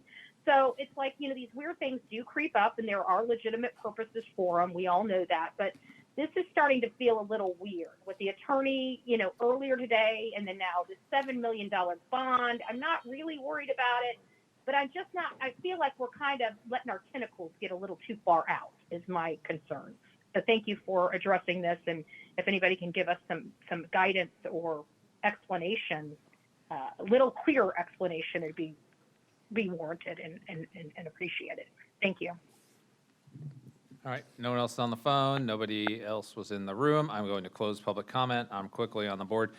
If you disagree with this process, I do too. I think this is stupid, but you need to talk to your state people, not us. You want other examples of this? When the school board, an independent organization, wants to propose a $1 million increase, guess where they have to come? In front of this board. When a fire department wants to charge more, an independent district, know where they have to come? In front of this board. When the Housing Finance Authority wants to float $50 million worth of bonds for Tuscany Lake, a project that you really like, Glenn, guess what they had to do last meeting? Come in front of this board. They weren't our bonds. We have no obligation to them whatsoever, but the state requires them to come in front of this board. And when a private school wants to float bonds or a nonprofit wants to float bonds, they come in front of this board. It's dumb. It makes no sense. It's an antiquated system that somebody put in place in the state for additional checks and balances, thinking we know any better than anybody else does. I know other counties are complaining about it. I think it was Polk, maybe? Polk County with their school board. School mill, the school just came in front of them a couple months ago, over the summer, and asked to put a ballot initiative on for a millage, and Polk County commissioners didn't want to do it because they want to be on record of approving even a ballot initiative for taxes, but they were told they had to do it, and it was administrative. They're working with, I believe it's Rep. Kennedy is one of their reps, to try to push something through Tallahassee to get rid of all of this, because there's no reason we should be the oversight for the state on things we know nothing about. So everything you said, everything Andrew said, I 100% agree with you, but unfortunately, the way state statute's written right now, we just have to be the check the box until they fix that. No one else is on the board, and I will entertain motions to adopt a resolution R-25-214. I have a motion by Commissioner Siddiq, seconded by Commissioner Ron. Just verbal. All in favor, please say aye. Aye. All opposed? Aye. Commissioner Bearden, you said aye, correct? Yeah, you said yes. Yes. Okay. That is approved 7-0. Go float your bonds. All right, moving on to item number 15, and talk to your state rep and tell them you don't need to come here anymore. Item number 15, execution of change order number 5 for 44th Avenue Plaza East. Commissioner McCann. The questions we have about this is there's been a lot of delays in here, and it seems like every time there's a delay on the road, there's more money spent. This started out as what was a, $1,471,708.17 project, and now, we're talking not to exceed $6,348,093.03. This is a fifth change order for the same projects. When will this project be done? When will it stop costing us money? Sir, Chad Butso, Public Works Department. This is the closeout of the design effort on the 44th job. 44th job, we recently had our ribbon cutting and opened up the traffic.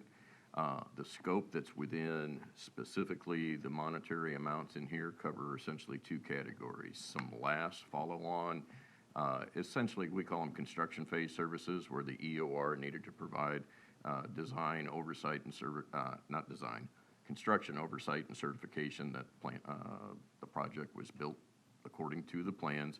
And then there was another part on here that is, since this contract began so long ago, it was underneath the original contracts where the rates were set in 2015.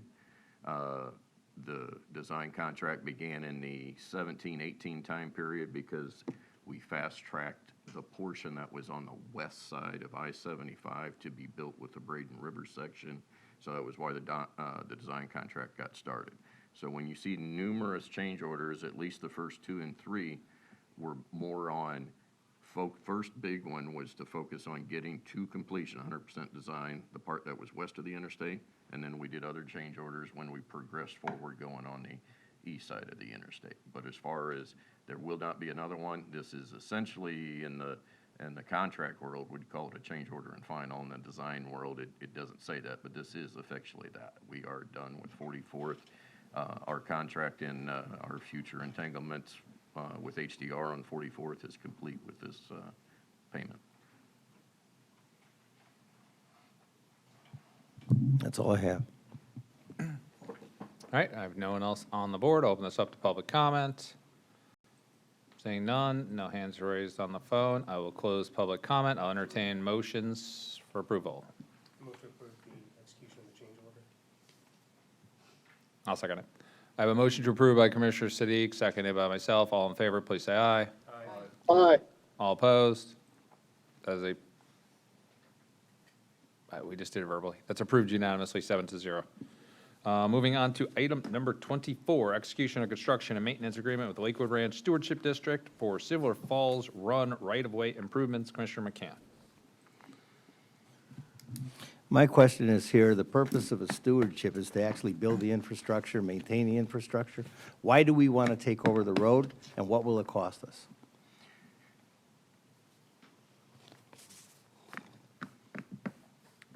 The agenda item is just to accept the maintenance agreement where the stewardship is agreeing to maintain things that are in excess of what the county standard is for a local road. So they're taking care of the landscaping and irrigation, volunteering to mow the rights of way. That's specific what this is. Because of the level of expectation, that maintenance agreement was an expectation of accepting the deed of the right-of-way. That acceptance of the deed is scheduled for the next board meeting on the 16th, because this is now the formality that's coming out of the way. The normal maintenance would be, it is a county road. Once the deed has been turned over, I mean, we're responsible for taking care of the sidewalk, resurfacing it, repairing the curbs, clearing any stormwater drains that are within that right-of-way. It is accepting it from that perspective of a maintenance. Not being a thoroughfare, there's no impact fee, credits, or reimbursements involved on this section.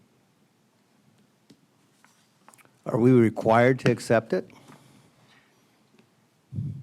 Interesting way you word it, by being a part of long-approved plans that have come in that stated how their accesses are going to work. Those plans and site plans were approved with the expectation there would be a public road connection here. So there certainly is track record of saying the expectation is that we are going to accept this public road that was built to our standards and per the approved plans. Okay, but again, we don't have to accept it, do we? Normally, a stewardship maintains its own, correct? They have the ability to. They have the ability to. In this case, the term of public road has generally meant into the county's terms. Okay, that's all I have. No one else on the board. I'll open this up to public comment.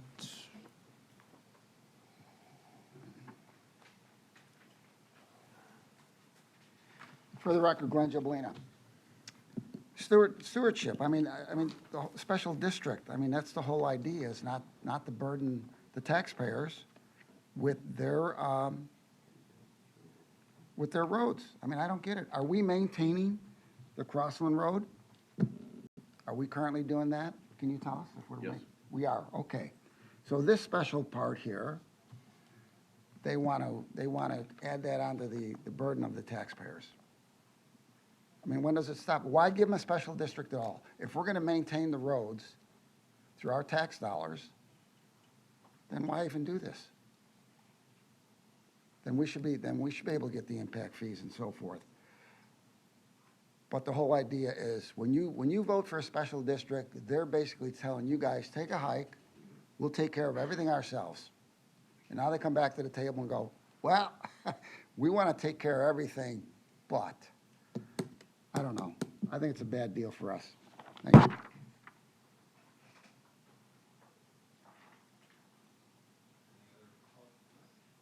Any other public comments? Seeing none, I will close public comment. Real quick, just to clarify, the Stewardship District built the road, and unlike some others, like Fort Hammer up in North River Ranch, things like that, we did not give impact fee credit. They built this out of their own pocket. That's the benefit of the Stewardship District. That was what the bonds floated for the Stewardship District, was to build an amenity that Manatee County would have otherwise had to have built with your tax dollars or other people's impact fees. Now they want to turn it over for maintenance. The reality is, in my mind, and this is an opinion, it's not a fact, is we have to represent all 450,000+ people in Manatee County. We're not going to allow roads to be potholed and curbs to crack and sidewalks to crack where kids have to ride their bicycle. So at some point in time, just like with utility systems and so forth, we're going to want to make sure these are maintained, whether or not the Stewardship District does it. If they maintain it, then they have to charge more to their Stewardship District people, which is taxing somebody else. It's six one way, half a dozen the other. This is the specific thing, which we're talking about this item here. We're not talking about the global concept of stewardship districts, is they want to put in nicer landscaping to make things look nicer than we require based on our code. So we're saying, if you want to put in nicer stuff, you can, but you have to pay for it. You can't go put up a ton of royal palms and then have us, using your tax dollars, maintain it. This is exclusively them signing an agreement saying, if you let us put nicer stuff in and put irrigation in, we'll take care of it. And the Stewardship District is going to pay for that. So we get a nicer looking road without any cost to the taxpayers. That's the agreement in place. No one else is on the board. I will entertain motions on this one. I move to approve the execution of the construction and maintenance agreement with the Lakewood Ranch Stewardship District. Second. I have a motion to approve by Commissioner Siddiq, seconded by Commissioner Ron. It's up on the board, might as well vote. Commissioner Bearden, how do you vote? Aye. Commissioner Bearden's a yes. As approved 6-1 with Commissioner McCann in opposition. Moving on to the final consent item pulled, item number 26, Commissioner McCann. Thank you, Mr. Chairman. This is just for an extension, but, you know, with the last extension, we looked at 44th Street. I want to know, is there going to be any additional costs, and are there going to be any change orders coming on this? Because, you know, the way it's set up now, you know, they're asking for a 6-month extension, but, you know. We're asking, right? No, they're not asking for an extension. We didn't do what we were supposed to do. They're granting us a 6-month extension. If we refuse this, then we violated our contract. Okay. So it says the county and Musgrave Holdings entered into a cooperative agreement. This was part of, just to clarify history, this was part of the October 2020 acquisition of the Musgrave property. Part of that was addition to $32 million of purchase. We also were required to put in a service road as well as all utilities for the benefit of the Musgrave family for the parcel they still own. We have not finished that. We're asking for an extension on our part, correct? Yes, sir. Because the deadline was going to be the end of this year, and we weren't going to meet our deadline to provide what we promised we were going to provide. So we are asking for this then? It's not them asking us for anything here? It has nothing to do with Lena Road or anything else? That is correct, sir. The two agreements took place back in 2020. One was the actual land contract. This one is the items that we agreed to do as a condition of the land purchase contract. We are behind on the obligation of completion of those. This agreement keeps us from being formally in default, and that's why we're asking for that time. The road is currently underway. The utilities are currently under design, and with the other improvements we have on the Musgrave property, the work for the floodplain compensation is being designed concurrently as well.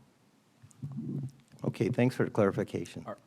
Are Are we gonna be done in 6 months, though? That seems like a lot left for a 6-month, or are we just gonna be waiting until the last meeting in June? There is to do this there's a again? very good chance that a more formal agreement would be brought forward when we know all the terms, because the likelihood of the utilities being formally complete in 6 months is a bit off, but we were under the gun because of the expiration by being at the end of this calendar year to get an extension in. So I would not be shocked if you did not see it come back again.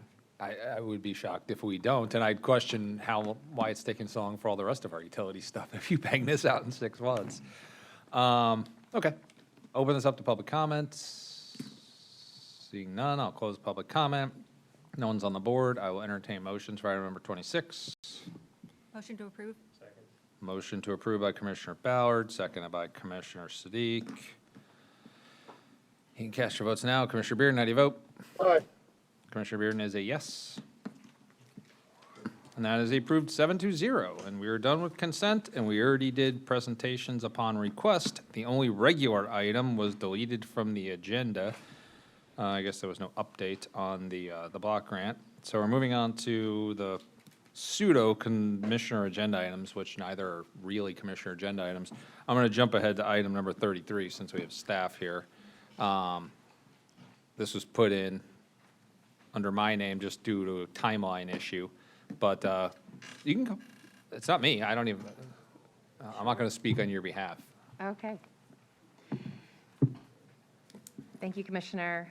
Stephanie Garrison, Director of Government Relations. This is an agenda item that we found out about recently from our partnership with the state. They are introducing us to a potential partner for a government AI pilot, and I would love to just have the board's dialogue, opinions on this, that if they support this pilot. It would be using the data set that we already provided the state this summer. So using the scope of those items that was provided, running this pilot with this AI software, it costs about $2,000 to $4,000. So that there is a cost to do this, but we do expect the pilot results to have insights by the next 90 days. All right, Commissioner McCann. Why is there a cost for this? It's to use the software, to actually enter into an agreement with this company and to use their services. Polytech is actually a company out of Delaware now, is that correct? I haven't done the company background research. This was introduced to us from the state, but that sounds likely. Well, they're a Delaware company now. They left Florida. They did a conversion. And their focus is on data analysis, persuasion, and targeted customer and voter engagement for political campaigns, government entities, and businesses. The technology uses a large language model to analyze data. I don't know what we're going to get from this and, what this pilot program is. Is this a one-time cost? Yes, sir. Okay, and is it $2,000 or $4,000? We haven't gotten to the scoping yet because I wanted to bring it to the board, and I would love more, like just before we go any further, I wanted to bring up to the public for transparency purposes, but they did scope it between 2 and 4. They haven't seen our data set, so it's based on the amount of data that the software will be leveraging. We have, if I recall, about 51 gig of data that we passed to the state this summer. Right now, this company was founded in November 2024, and, they're seeking regulation crowdfunding, which means that they're, in an early stage seeking capital from the public. So, this isn't even a proven data source that, we could go back and see something from, and this is the only company that's available to do this? No, sir, I'm sure there are plenty of companies who will be glad to petition Manatee County to do a pilot, but this one was introduced to us from our partners at the state, and I think it does show goodwill to have this open conversation to see if this is something that they want to participate in. Well, the state already came up with, over $12 million owed, and the thing is that now they're going to go back and look at the same figures and come up with something different? I hope you're right. I hope, in my opinion, we've been very transparent with the state, giving all of the information. Nothing significant has come out of those findings since we provided that information. So I look at this as an opportunity for a third-party software to actually verify what we've been saying all along, which is Manatee County has justifiably spent these dollars or has used these dollars for public good. Okay, that's all I have. Yeah, Mon. Yeah, this was mentioned to me last week, and the reality is this is such a de minimis amount that it technically didn't have to be on here. I mean, this was a P card worthy amount of money, but we wanted to put it on for dialogue purpose. The reason it intrigued me is twofold, well, threefold. One, we were effectively the test case on a new software for a company that has absolutely nothing to do with emergency response over at our EOC, and that has been hugely successful with Peregrine. And so that in and of itself is interesting to me that you know, Manatee County is being looked upon as somebody on the forefront to test things, and so far we're 1 for 1. Second thing, it wasn't really Doge that talked about the $112 million. I mean, there's two components to this. That's right. There's the made-up component, where they just pull numbers out of thin air, and then there's Doge that's actually doing real work. And Doge has been very good with us. We've had very good conversations. You know, Stephanie and her team met with Eric and his team last time we were up in Tallahassee, and we've been having a very cordial, good, productive conversation with them. The way I look at this is we're telling our taxpayers we're trying to save them money. This AI software can tell us we're printing on too heavy a weight of paper, we're going to save $2,000 to $4,000.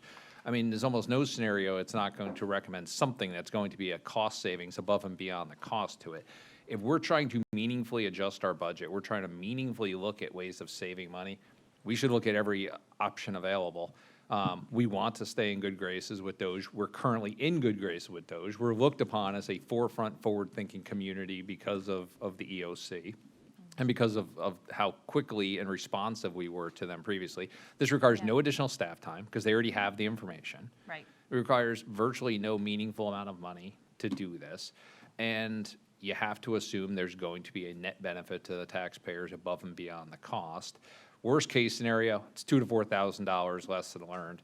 Best case scenario, they find meaningful savings using a new software that's then implemented, either forced or strongly encouraged by all the other counties, and then that cost may be multiple times larger than what we're getting it for, as basically just the cost of doing business for this company right now. So I was supportive of it, but the discussion that Stephanie and Charlie had was, let's put this on the agenda, let everyone know for transparency, open up dialogue. I'm going to be voting in favor of this. I think this is a good opportunity for us, but it's up to the discretion of the board. And I can't get back on. Okay, well, you can just go. My question is, do we have those results yet? And wouldn't it be better to do this pilot after we have the results and see what comes out? That's certainly an option we can take. I don't think this is an option that's going to expire anytime soon. We haven't had an official report, certainly not one specific to Manatee County. There is supposed to be a more detailed report before session, but we haven't had anything just yet. Yeah, I don't really see the reason for waiting, because I don't want two half-assed reports.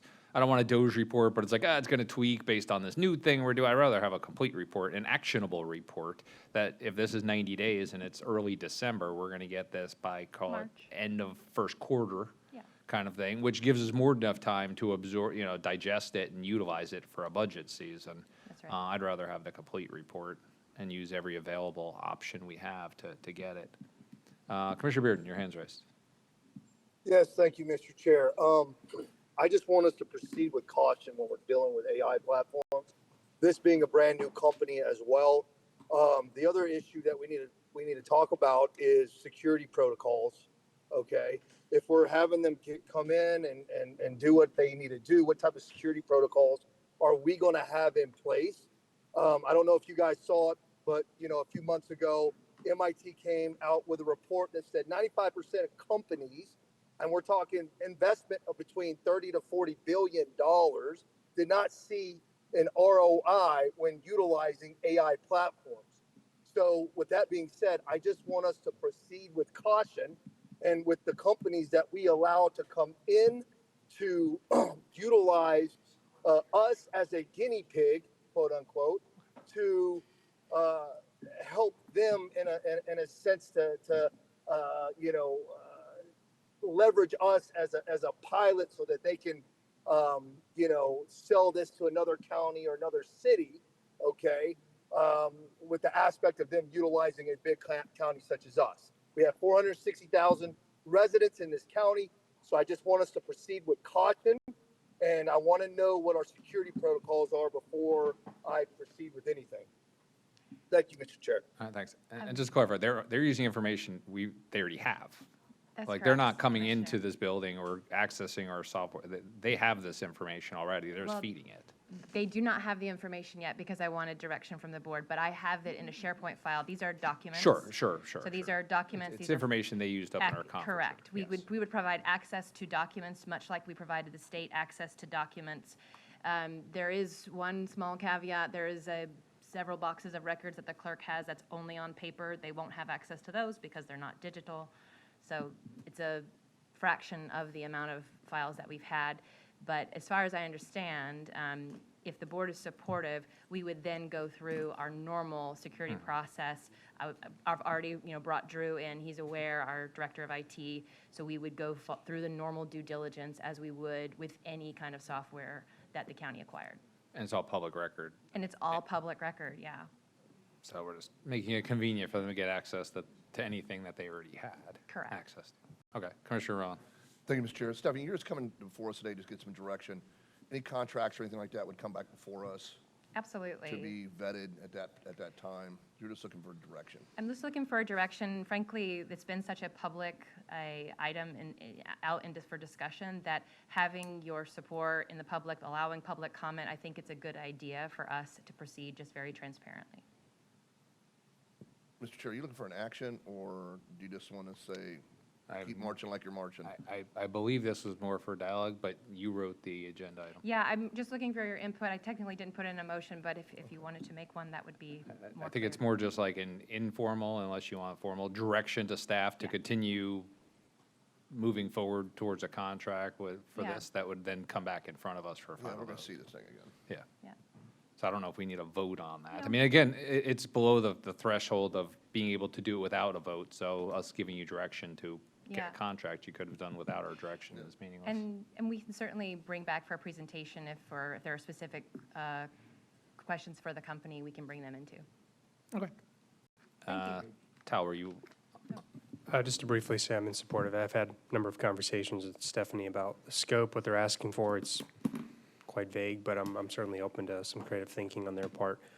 But it doesn't look like we need a motion. Just wanted to chime in and say I'd support this. All right. Okay. Go talk to AI people. Thank you. All right. All right, now we're on the last item of the day, item number 32, election of officers for 2026 calendar year. This was somewhat surprising that it was added to this agenda because we've always told everyone that it's the last item of the last meeting of the year, but that's only because ever since 2019 or 20, there's only been one December meeting. So the first December meeting was the last December meeting, and apparently, according to our rules and regulations, it's the first December meeting where this vote takes place. So that's why that's on here, but for that, I will turn it over to the county attorney.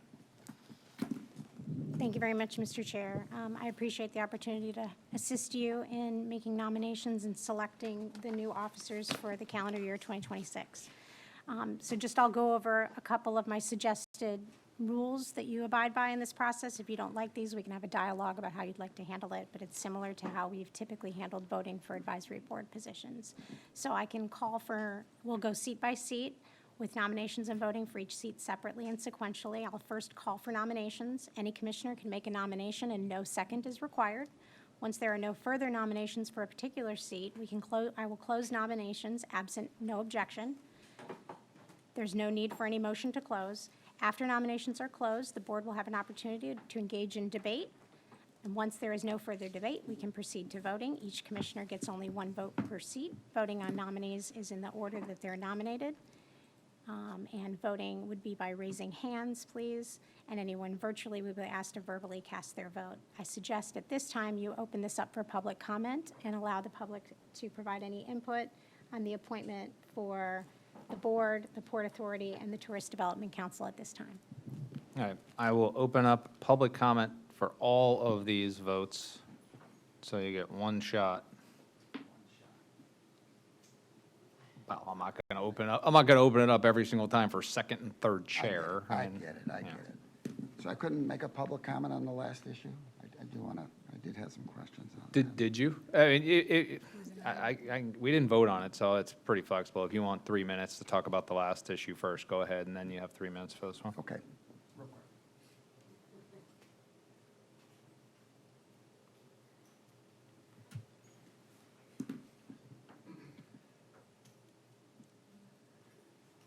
Glenn Gibolina for the record. So I do try to do a little bit of homework on this, and Stephanie, you normally do a good job. And I like that you said you had it says right here, a pilot with the state Dodge team. But I couldn't find any information of any correspondence from the state to Manatee County on this. So, again, lack of information on the, on the agenda. I did my own research, and hopefully I'm wrong, but I kind of went up there and said, well, who's this Polytech? Everyone that I found was inactive. So I understand from Dr. McCain that they're out of Delaware. I didn't know that because it wasn't on the agenda. I try to do good research. I don't want to shoot myself in the foot if I'm going off the reservation like sometimes I have. But if we can bring some clarity to this company that I found on their webpage, if that's them, I'm not sure. They're a marketing group for political campaigns is kind of what I found out. And the ones that I found are all inactive. So maybe they are a current Delaware corporation in good standing, but as far as I'm concerned, it's an inactive corporation. So I'm just confused because I don't think there was enough information for me to do my job properly. So if there was any email or correspondence from the state Dodge to say, hey, here's these guys, they're out of here, kind of work with them, this would all go away and save me 2 hours of work. So hopefully next time we can move on to do that. That's all my concern. Is that, you know, if I'm going down a different rabbit hole, it's because of lack of information on the agenda. All right, next item. I did make a public comment, but I did not see it on the agenda. All right. So my recommendation would be Dr. McCain, because he truly listens to the citizens. He has no developer ties. Based on his performance by asking all the right questions and other members of the staff, he's far the best choice for chair, in my opinion. I don't have the 4 votes, but in my opinion. And Carol, new kid on the block, I think you'd make a great vice chair. That being said, I'm done with that. The Port Authority. Anybody that voted for the special district absolutely should not be considered. That's a bad move. I think the only consideration for the board are the people that had the vision not to cut the board loose. Like you said, we have concerns about a special district for the Port Authority. So if you voted not for the district, then I would like you to consider to be chair of that. If you voted to have a special district, you shouldn't even be considered. Just again, my personal opinion, I'm going to burn a few bridges here, but that's what we're here for. For the record, Glenn Gadfly, Gibolina. Thank you. Thank you. And I have one hand raised, 605.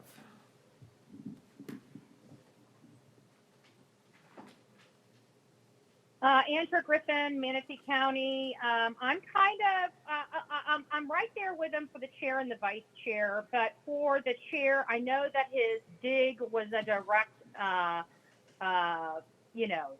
stab at Mike, and I'm partial to Mike Ron, so I'd like his leadership to continue on the Port Authority. I have no opinion on the Tourist Development Council. It's a council that I really don't like anyways, in all fairness. So I will be at the board's mercy, but I do agree that I like the doc, and then Carol, and then the chair, Mike Ron, which I know is a direct conflict with Mr. Gibolina, but that's kind of where I'm at on this as well. Thank you. Any other public comments? Seeing none, I will close public comment. County Attorney, it's all you. Thank you, Mr. Chair. Commissioners, at this time, I would ask if any member has any nominations for the seat of chairman for the Board of County Commissioners. Madam Chair, Madam Attorney, I'd like to nominate George Cruz as the chair for the Board of County Commissioners. Thank you, Commissioner Ron. Commissioner Ron has nominated Commissioner Cruz. Are there any other nominations for the seat of chair for the board? I'd like to nominate Dr. McCann. Thank you, Commissioner Feltz. Commissioner Feltz has nominated Commissioner Robert McCann for the seat of chair. Are there any other nominations for the seat of chair? Any interest? I'll nominate. I would like to nominate Tal Sadiq. Commissioner Sadiq. Thank you, Commissioner Bearden. Commissioner Bearden has nominated Commissioner Sadiq for the position of chair. Are there any other nominations? No, but I'm going to remove my name. Commissioner Cruz has removed his name from consideration as chair, so we have now 2 nominations. Any other nominations? Hearing none, we will close nominations. well- Sorry. How many nominations do we get? We have At this Tal, moment, we have sir? Tal and Bob. What's that? We have Tal and Bob. Okay, so how many more? Can we nominate somebody else? You already Yes, sir. nominated someone. Oh, so we only get 1 nomination each? There's only Okay. 7 of us. Well, I'd recommend somebody How do you nominate want Ed Ballard. Any commissioner can make multiple nominations, technically, Okay, sir. fine, go ahead. Okay, I recommend nominating Commissioner Ballard,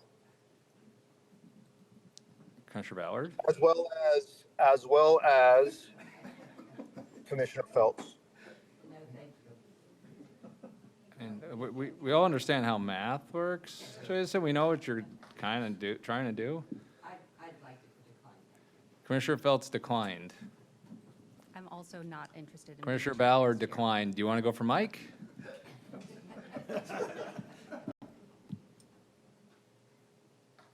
All right, just for clarity, at this point, we have 2 individuals who have been nominated and accepted their nomination, Commissioner McCann and Commissioner Sadiq. Are there any other nominations? Jason? You good? Okay, that's it. Hearing no other nominations, we will close nominations. Commissioners, at this time, you can engage in any debate if you'd like to on this position, or if there's no debate, we can move on to voting. Commissioner Feltz, are you on the board, or is that a holdover? Okay, because you're on there. Any debate? Commissioner Sadiq? No debate, but I did want to thank the commissioners for the nomination. Wasn't really expecting it, but the job of the chair to me is about running an efficient meeting and representing the will of the board where we possibly can. DC, Tallahassee, at various conferences, or even in our own community. It's a tough job, but I'm up to the task, and I thank the board for your consideration. I know you are. Would you like to speak? Sure. Go ahead. I appreciate that we have 2 people who have expressed an interest in doing this. I believe that Dr. McCann has the maturity, the experience, and the background to lead this board. I believe that as our choice for first vice chair, that definitely tells you that we have a planned succession, which makes some sense. I'm very appreciative of all that Commissioner Sadiq has done in his short amount of time that he has lived in Manatee County, and his youth and exuberance. He has been a wonderful balance to our board, but I believe we are in a position where and I know that our citizens are depending on us making a valid decision on this board for a robust leadership.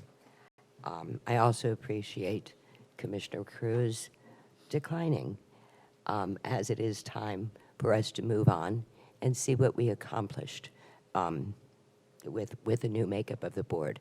So I would like to ask our fellow commissioners to join me in voting for Dr. McCann to be our new leader. Thank you. All right. I'm on the board. I was just going to let the vote go, but since we're advocating here, I'll do it myself because I pulled myself off for Commissioner Sadiq. We don't have a succession plan. That's not in our rules. In fact, in 2020, maybe we can, but in 2020, Commissioner Whitmore was vice chair. 21, she was not chair. 21, I was vice chair. 22, I was not chair.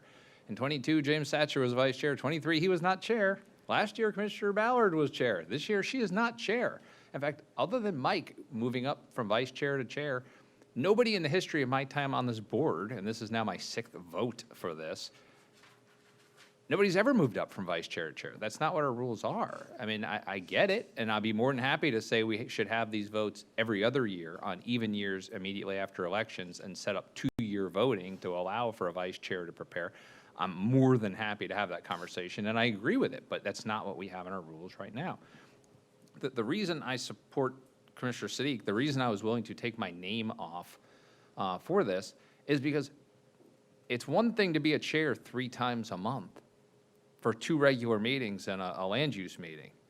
And it's one thing to vote for someone on chair because of how they vote in those 3 meetings, but the county needs a chair for the other 27 days. This job is a full-time, 7-day-a-week, 24-hour-a-day job, not 3 times on YouTube. That's not what this job is. And commissioners who show up for 0 chamber events, EDC events, Lake Ranch Business Alliance events, they're commissioners that have missed every single joint meeting we've had with all the municipalities to learn about what the other counties are doing, the cities are doing, and ask for Zooms for all the work sessions, and don't come out to ribbon cuttings and groundbreaking and so forth. The community expects that. I go to tons and tons of nonprofit events because they want to chair there, and I pay out of my own pocket for these tickets. I go to every ribbon cutting. I go to every groundbreaking. I go to every Team Member of the Month event. We get dragged around at the last minute to show up at the landfill at 8:30 in the morning to give an award to somebody. Somebody who's chair, it's a tiring job, and it requires somebody who's willing to do that job. And everybody up here on this board has had 12 months to prove that they're willing to put in the time and the effort to do this job on days where you're not seen on YouTube, where you're doing the job because it's your job, not because you want people on Facebook to see you sitting there. And so I've watched everybody to see who is willing to put in this time, because I don't want to walk off this seat and have the county not have proper representation all those other days of the month. Commissioner Sadiq has showed up, he's done the work, and that's why I support him for chair. If I didn't think he would do it, I would have left my name in. But I believe he can, and I believe he's shown that he's willing to put in the effort to do it. Commissioner Bearden. Yeah, I'm going to say that's a typical politician answer. Because if you were to say that, then if you were to count attendance, then you'd have to say that Commissioner Sadiq has been absent at actual board meetings more than probably a lot of us. So you're kind of contradicting your statement there, Chairman Cruz. And, I would just have to say what it is. You just don't want Commissioner McCann as the chair of the board. That'd be a lot more honest answer than doing this long, drawn-out reasons why you want somebody on the board that completely contradicts everything that has been stated due to actions. Okay, I see you on there, Commissioner Phelps, but I'm just going to respond. I believe all my comments did reflect that I don't want Commissioner McCann on there. And again, it's because I'm not voting for a chair based on how they vote on individual items on an agenda. It's how they conduct themselves 365 on this board. Has Tal missed meetings? Sure, you're literally on Zoom right now, so I don't know if you have a whole lot of leg to stand on. But he also showed up at every Tallahassee trip and every DC trip and every chamber lunch, and he showed up for FAC events, and he's gone out and accepted meetings, and I've seen him at ribbon cuttings and groundbreakings, and I've seen him all around town at events. So has he missed a meeting? Sure, we all have other commitments. to my point, you're not here right now. And that's okay. And I didn't point, at any point, did I mention one thing about Commissioner McCann and whether or not he was or was not at a meeting. That's not what I was referring to. You missed the entire point of my argument about the other 27 days. I wasn't even talking about the meetings, so. Commissioner Feltz. I very much appreciate that point of view, but I think that what I'd like to convey is that showing up is half the job. But I've taken great joy in the fact that we've had a very balanced board up here. But where it really makes the difference is I know we are voting amongst ourselves. I love the balance of our board. I love that we all have different perspectives and we didn't bring different things to the board. But when in doubt, I feel comfortable deferring to our citizens and our taxpayers that pay every single one of our $111,000 for us to sit up here. And I will tell you that half of us are here because we said we were going to represent the people. So it doesn't matter if we think that we're doing our job, whether on Zoom or afar or showing up at a ribbon cutting. The real people that we're supposed to be representing up here are the ones that pay our salaries. And I think it's pretty evident that what our people want is a commissioner like Dr. McCann. I've worked with Tal since he first started even wanting to be one of our commissioners here. And I give him that. But right now, we need a commissioner or a chairman that shows that we are listening to our taxpayers and our constituents. And I know it's up to our vote, but I'm pretty sure if we ask the people out there, I think that they would be more prone to wanting this board to make a decision to give Dr. McCann the chairmanship. And Tal's my first choice for first vice chair. I think he has a lot to offer. I've been with him in this for quite a bit, but I know what the people out there want, and I think this board should vote accordingly for that and keep in mind that that's who we work for. And I just have another statement if I'm okay to speak. You're not next, but you already started talking, so go ahead. Okay. So I'm just going to make this, that's another contradicted statement. You want to talk about Tallahassee? Well, if you don't recall, when we were, and this is nothing against Commissioner Sadiq, but he was absent at a lot of meetings due to whatever issues that he was trying to do as far as campaigning or whatever it might be for future things. So let's just be real. Everybody on this board knows the situation. So, and it's nothing against you, Commissioner Sadiq. I just think that Commissioner McCann is the pick for that the people want in this county as chair. But you know what? We've seen it time and time again where we go against the will of the people. So I'm assuming that it's going to go that way again. But it's not. It doesn't really matter because nothing ever changes on this board. So if you guys want change on this board, then I would say vote for Commissioner McCann. If you don't want change, then go with the status quo. Commissioner Ott. Thank you, Mr. Chair. I'm a little confused by Commissioner Bearden's nomination of Commissioner Sadiq after he just Yeah, I know, he just bashed him. trashed him. But the chair, I was chair last year, and the chair is bigger than any one person.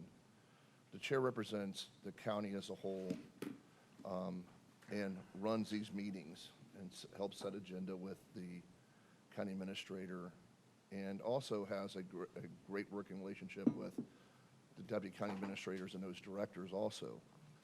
So, you know, thank God we didn't have 3 storms like we did last year.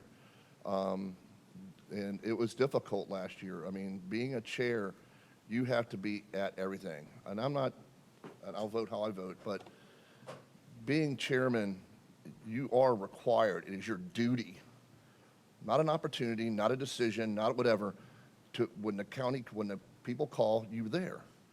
It is your requirement as chair to be present at all the functions that are out there. There are some that I could tell you that I really didn't want to go to, but we went to because you had to. It was part of your duty as a chair. So when voting, the chair is bigger than the person. It's the chairmanship is the identity of Manatee County, really, because we're the ones, the chair is the one that's on, get interviewed. The chair is the one that's making comments. The chair is the one that should speak for the board in an honest and open position, because the chair does represent the board out in the public. And, you know, I just want to get that across, that the chairmanship is bigger than the person. The chairmanship is the chair. So thank you, Mr. Chair, for allowing me to make those comments. I appreciate it. Thank you. All right.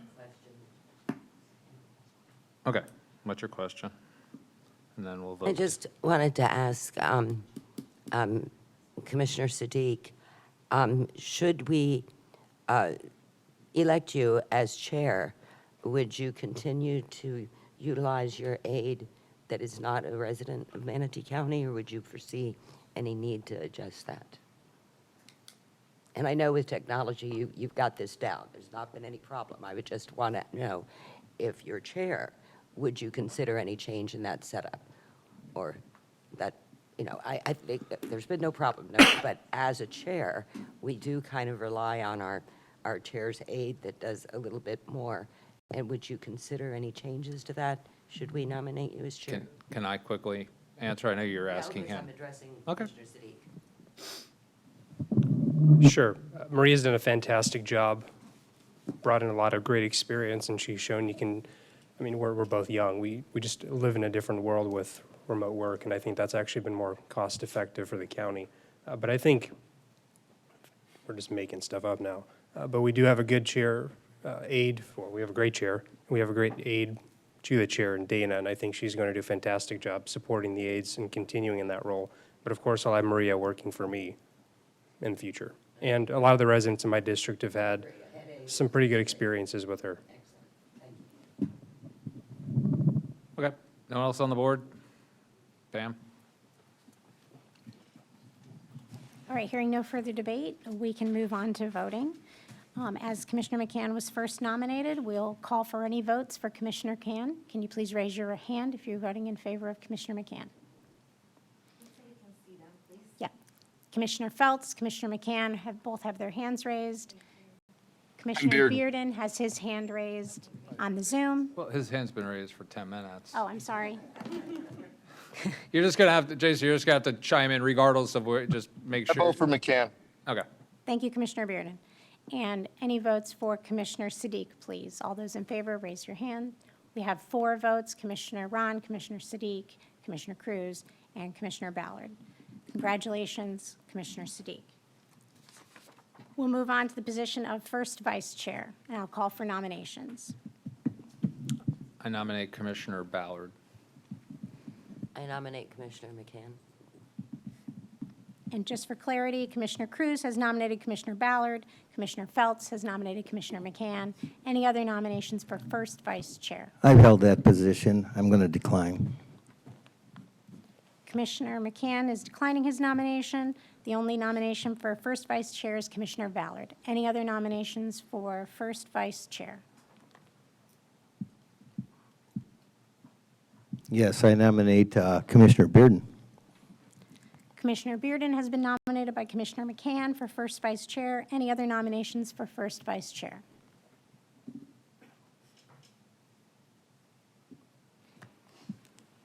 Hearing none, we will close nominations. Would the commissioners wish to engage in? I withdraw.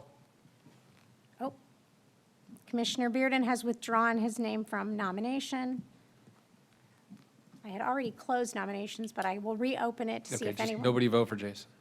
I will reopen it to see if anyone wants to make any other nominations. Hearing none, we will close nominations. All in favor of Commissioner Commissioner Ballard for first vice chair, please raise your hand. We have 6 hands raised on the dais. Commissioner Bearden, how do you vote, sir?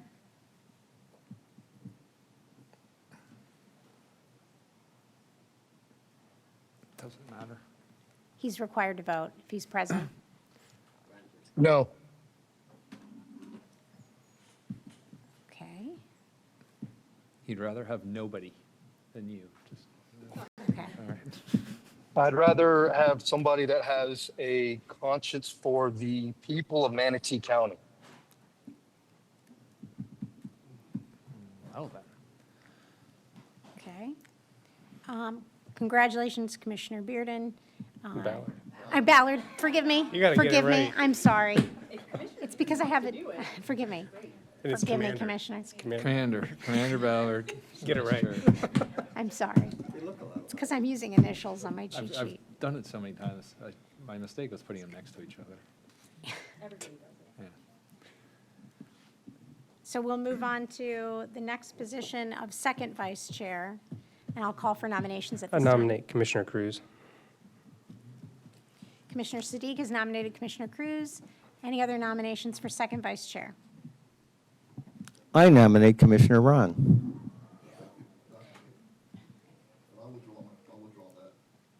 Okay. Commissioner McCann has nominated Commissioner Ron, but Commissioner Ron is declining the nomination. Any other nominations for second vice chair? Hearing none. Oh. Oh. I'll nominate Commissioner Feltz, second vice chair. Commissioner Ballard has nominated Commissioner Feltz. Okay, well, never mind. You don't want it? Oh. Commissioner Feltz has declined her nomination. Any other nominations for second vice chair? I see a hand raised. Oh, okay, No, we're- sorry. That's public. Okay. We already did Hearing public none, we'll close nominations. At this time, I will call for the vote for second vice chair. All those in favor of Commissioner Cruz? I see. Oh, all right, I see 4 hands raised. I Did you was going to have your give it hand? to Feltz, but you don't want it. No. Okay. And Commissioner, 4-3. Yeah, well, I was going to give it to Feltz, but she doesn't want to do the job, but then doesn't want anyone else to do the job either if it's not her. So there's that. I was literally going to take my name out, and you declined it. we'll call for nominations for third vice chair. Commissioner Feltz. I just nominated you. I did it before, I'll do it again. How's that? Happy, George? Yep. You did an excellent job. Commissioner Feltz has accepted the nomination. Any other, she was nominated by Commissioner Cruz, is that correct? I'm Yep. sorry. Any other nominations for third vice chair? Hearing none, we will close nominations. And to save time, there being only one nominee, Commissioner Feltz is third vice chair. I vote yes, anyway. Oh, man, Let's just save time. I barely made it. We can I move wouldn't on. have made it if Mike didn't raise his I guess hand. when y'all are in Tallahassee, that means we're opposite charge. We don't have meetings during that. Okay, y'all do probably in Tallahassee one day. We can move on to Port Authority, and we'll call for nominations for chairman for Port Authority. I nominate Mike Ron. Commissioner Ron has been nominated by I Commissioner nominate Cruz. Commissioner Bearden. Commissioner Bearden has been nominated by Commissioner McCann. Any other nominations?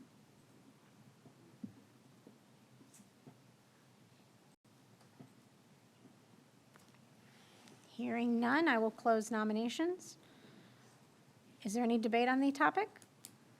My only debate is I have been chair of the port, and I'll still say unequivocally that Mike Ron has been the best chair we've had in my time here. Nobody has spent more time caring about that port as the chair that I've ever seen. He does an amazing job as is, and next year, as was pointed out by some of our public comments, there's a lot going on with that port. And I get the concept of picking somebody who is on the other side of it, but I don't want, the port's too valuable of an asset to intentionally build animosity and infighting relative to a local bill going through. You know, we need someone who can work with the port, work with Carlos, but also work with our local delegation who needs our support, whether you supported it or not when you voted for it. The bill's filed now.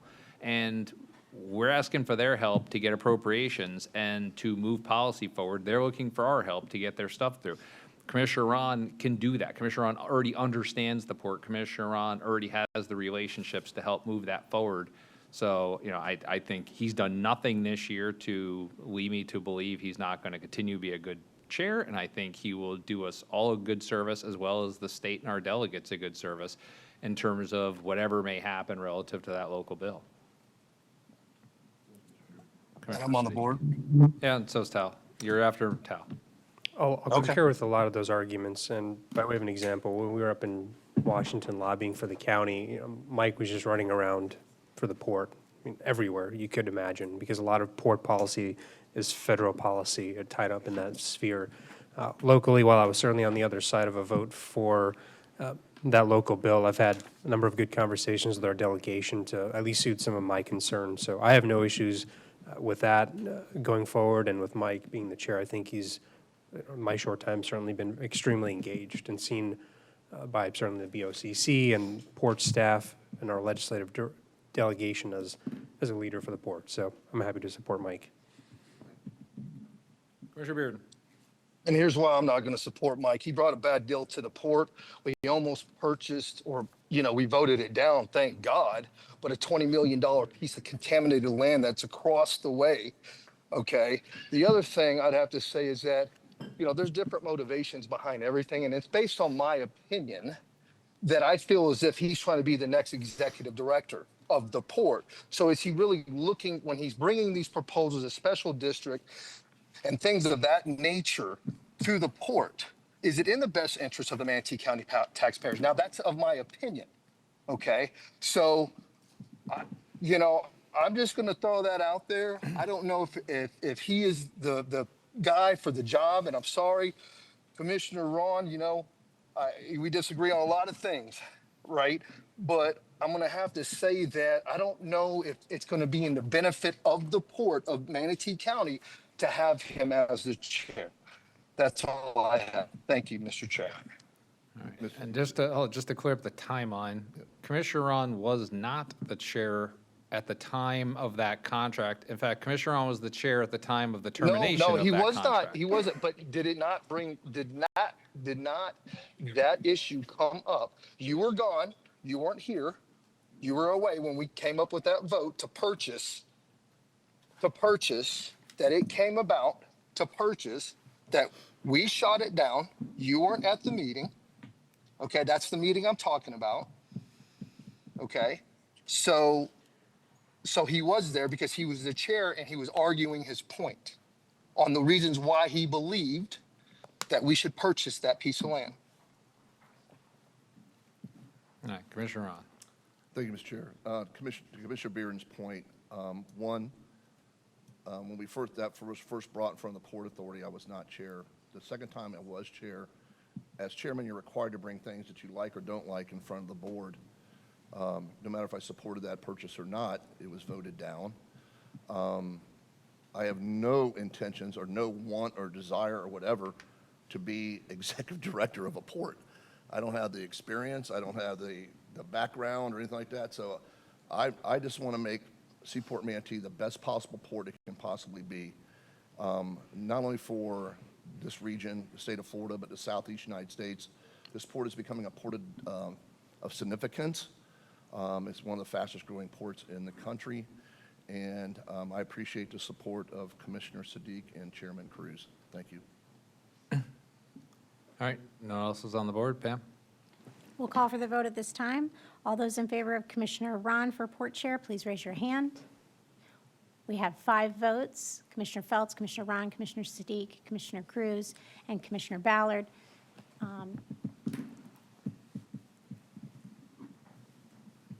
All those in favor of Commissioner Bearden, please raise your hand. We have 1 vote in the room with 1 raised hand from Commissioner McCann. Commissioner Bearden, how do you vote, sir?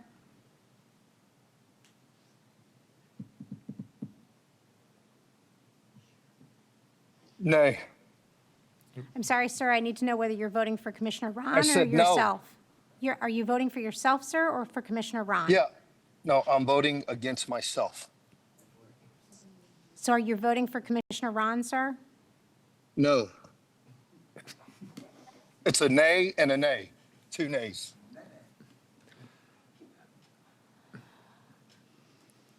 We'll consider the vote a 5-1 vote with Commissioner Ron receiving the seat. Moving on to the first vice chair, sorry? Oh, sorry, moving on to the first vice chair, I'll call for nominations at this time. I'd like to nominate Commissioner Phelps. Commissioner Feltz has been nominated by Commissioner Ron. Any other nominations for first vice chair of the board? Nope, I think that's a good one. Pardon me? Good one. All right, at this time, we'll close nominations. Hearing no other nominations, Commissioner Feltz, congratulations as first vice chair for the Port Authority. We'll call for nominations for second vice chair. Go all the way down for Port, too. Yes. Commissioner Bearden. Commissioner Cruz, are you nominating Commissioner Bearden? Yes. Thank you. Commissioner Cruz is nominating Commissioner Bearden. Are there- Commissioner Ballard. Commissioner McCann is nominating Commissioner Ballard. I'll decline. Commissioner Ballard declines her nomination. Are there any other nominations for second vice chair for the Port Authority? Hearing none, we will consider nominations closed. Congratulations, Commissioner Bearden, as second vice chair for the Port Authority. Hey, real quick, is it, how do you have what was the vote with Mike? Was it a 6-1 or a 5-1? We put it as 5-1 with you voting no. I voted though. How do you vote 5-1 on that? You have to vote for a candidate, sir, and when I asked you to Okay, clarify I whether vote you for were Jason voting... Bearden then. Can the clerk- can the I thought clerk- I had the option to vote either Can the Pam clerk... asked if you voted for It's my yourself, and you vote, said right? no. Sir, we'll ask the clerk to correct the record and change your vote to 5-2 Okay. for Port Chair, so that you All right, thank you. vote in favor of Thank yourself, you. sir. Got it. Thank you for the correction. Thank you, sir. At this time, we'll call for nominations for third vice chair of the Port Authority. You looking for third vice? Yes, sir. I'll nominate Commissioner Cruz. Man, this Commissioner I don't know if I Cruz could take has this been nominated by responsibility. Commissioner Ron for third vice chair of the Port Authority. I'm sorry, sir. I didn't even know we had a third vice chair. If the third vice chair is up, you don't have a quorum. Are there any other nominations for third vice chair for the Port Authority? Just keep me in my corner seat. Hearing none, we will consider nominations closed. Congratulations, Commissioner Cruz, as third vice chair for the Port Authority. Moving on to your final Stitch polo appointment, shirt for that. it's the Tourist Development Council. Commissioner Bearden. I'd like to nominate Commissioner Ballard. Real quick, Commissioner McCann has nominated Commissioner Bearden, and Commissioner Ron has nominated Commissioner Ballard. Are there any other nominations for the Tourist Development Council?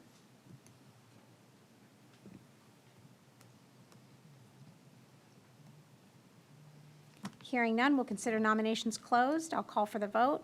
All those in favor of Commissioner Bearden, please raise your hand. We have one hand raised by Commissioner McCann. And I will call for the vote on Commissioner Ballard. Commissioner Ballard. All those in favor of Commissioner Ballard, please raise your hand. We have 5 hands raised in the room. Commissioner Feltz, Commissioner Ron, Commissioner Siddiq, and Commissioner Ballard. Commissioner Bearden, how do you vote? For yourself or for Commissioner Ballard? Commissioner Ballard. The vote is 6-1, so Commissioner Ballard, congratulations. And that is all the positions that you need to, We need an alternate for TDC, and we need to vote on whether or not to make Commissioner Ballard chair. Thank you. Sorry, that's not even, I missed it on here. See, institutional knowledge. Thank you. Yeah. So let's call for nominations for the alternate for the TDC.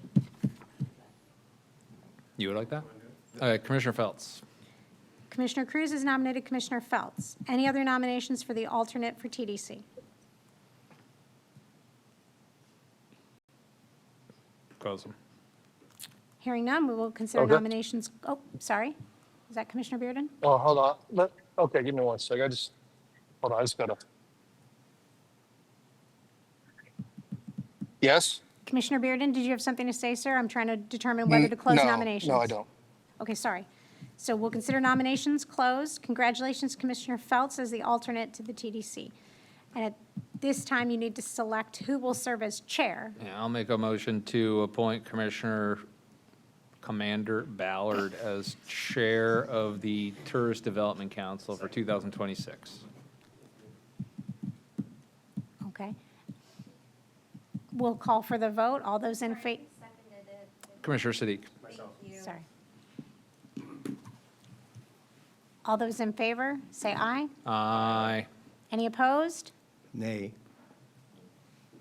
So Commissioner- curiosity, what would happen if we didn't make, then they would just vote as a TDC? They'd just be a member. Just be like a random other person? The committee itself would vote a chair. Commissioner Bearden, how do you vote, sir?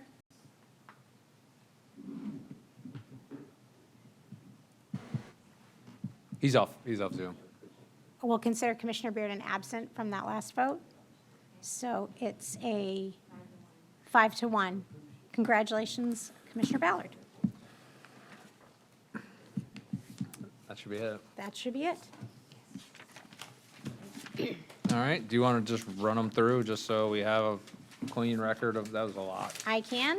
The chairman is Commissioner Tal Siddiq, first vice chair, Amanda Ballard, second vice chair, George Cruz, third vice chair, Carol Feltz. For the Port Authority, the chairman is Commissioner Ron, first vice chair is Commissioner Feltz, second vice chair is Commissioner Bearden, third vice chair is Commissioner Cruz. For the Tourist Development Council, the chairman and the representative is Commissioner Ballard, and the alternate is Commissioner Feltz. Does that square the clerk's records? Yes. All right, sounds good. Yeah, tourist development's fun. I was waiting to see if someone nominated me for that, but they did not. Never done that one. Okay, I will reopen up. I can imagine. I will open up citizen comments for future agenda for anyone who did not previously give comments this morning. Nobody's in the room and nobody's on the phone. I will close citizen comments and I will go to county attorney. Any final comments? County administrator, any final comments? No, sir. And you've been super quiet over there. Yeah, try to be. All right, let's go through Bearden's off. So Commissioner Feltz. Thank you. Commissioner, Congratulations to everyone. I'm looking forward to whatever we got going on here. I think we've done a great job so far. It's a great team, and I think we're going to have another year of that. So just focus on that. Commissioner Ron. No, sir. Commissioner Siddiq. I can go after everyone. Oh, jeez. Or fine, I'll This just is run gonna be through like it. an old-timey thing where you got like 4 motions or anything. No, I don't. Okay. No, none of that. Well, if you got stuff, I'll wait. Commissioner Ballard? Can I say one quick? Nothing to say. Yeah. Can I say one quick thing? Just so everyone's aware, that the new officers' terms begin at 12:01 a.m. on January 1st of 2026. Just want to state that for the record. All right. Commissioner McCann. Nothing. And the only thing I will say, because I'll let you finish out, the only thing I'll say is just remember tomorrow morning, there was a discrepancy, someone pointed out. I believe the strategy session tomorrow on the county calendar says this room, and the agenda says the convention center. Just remember, it's at the convention center, because this is an interactive, moving around. I don't know what we're doing. There may or may not be a piñata. I don't know what we're doing. But just remember, 9 a.m., so it should be good. The plan, it's structured to put together a strategic plan for Manatee County as a whole for the next 5 years, but the big focus is what we're going to be doing next year. So there's going to be a lot of dialogue and a lot of opportunity to interact, to set the stage for how we're moving forward. Commissioner Siddiq. Thank you, Mr. Chair. I know you still have a few more meetings to chair this year, but I just wanted to thank you for your leadership and admittedly a tough year. There's never an easy one. Whether you have storms like Chair Ron did in his year, or a new board and the dynamics of a new board this year. I just want to applaud you for your leadership and effort this year, in particular on a number of state issues, property taxes, SB 180, and a few others, wetlands. I certainly hope to follow that, doing as good a job as I can. I think the biggest challenge for us is going to be staying united, working together to really build a better future for the county, irrespective of individual votes on people, issues, and all around things. We have property taxes, SB 180 again, elections and the impact on our families that particularly has, and other challenges as they may arise. My only goal is to ensure that we can work together, that we're productive, and that at the end of the day, the public sees that we can work together, again, for that brighter future for our community. So I thank you all for the vote, especially the folks that didn't necessarily agree with me, but that's okay.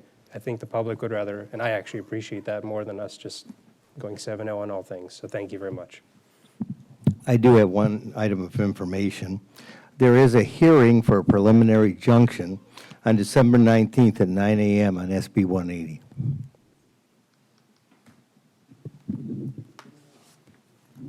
All right. Anything else? If not, for the third to last time, I will go down to the clerk and sign some documents. We are adjourned.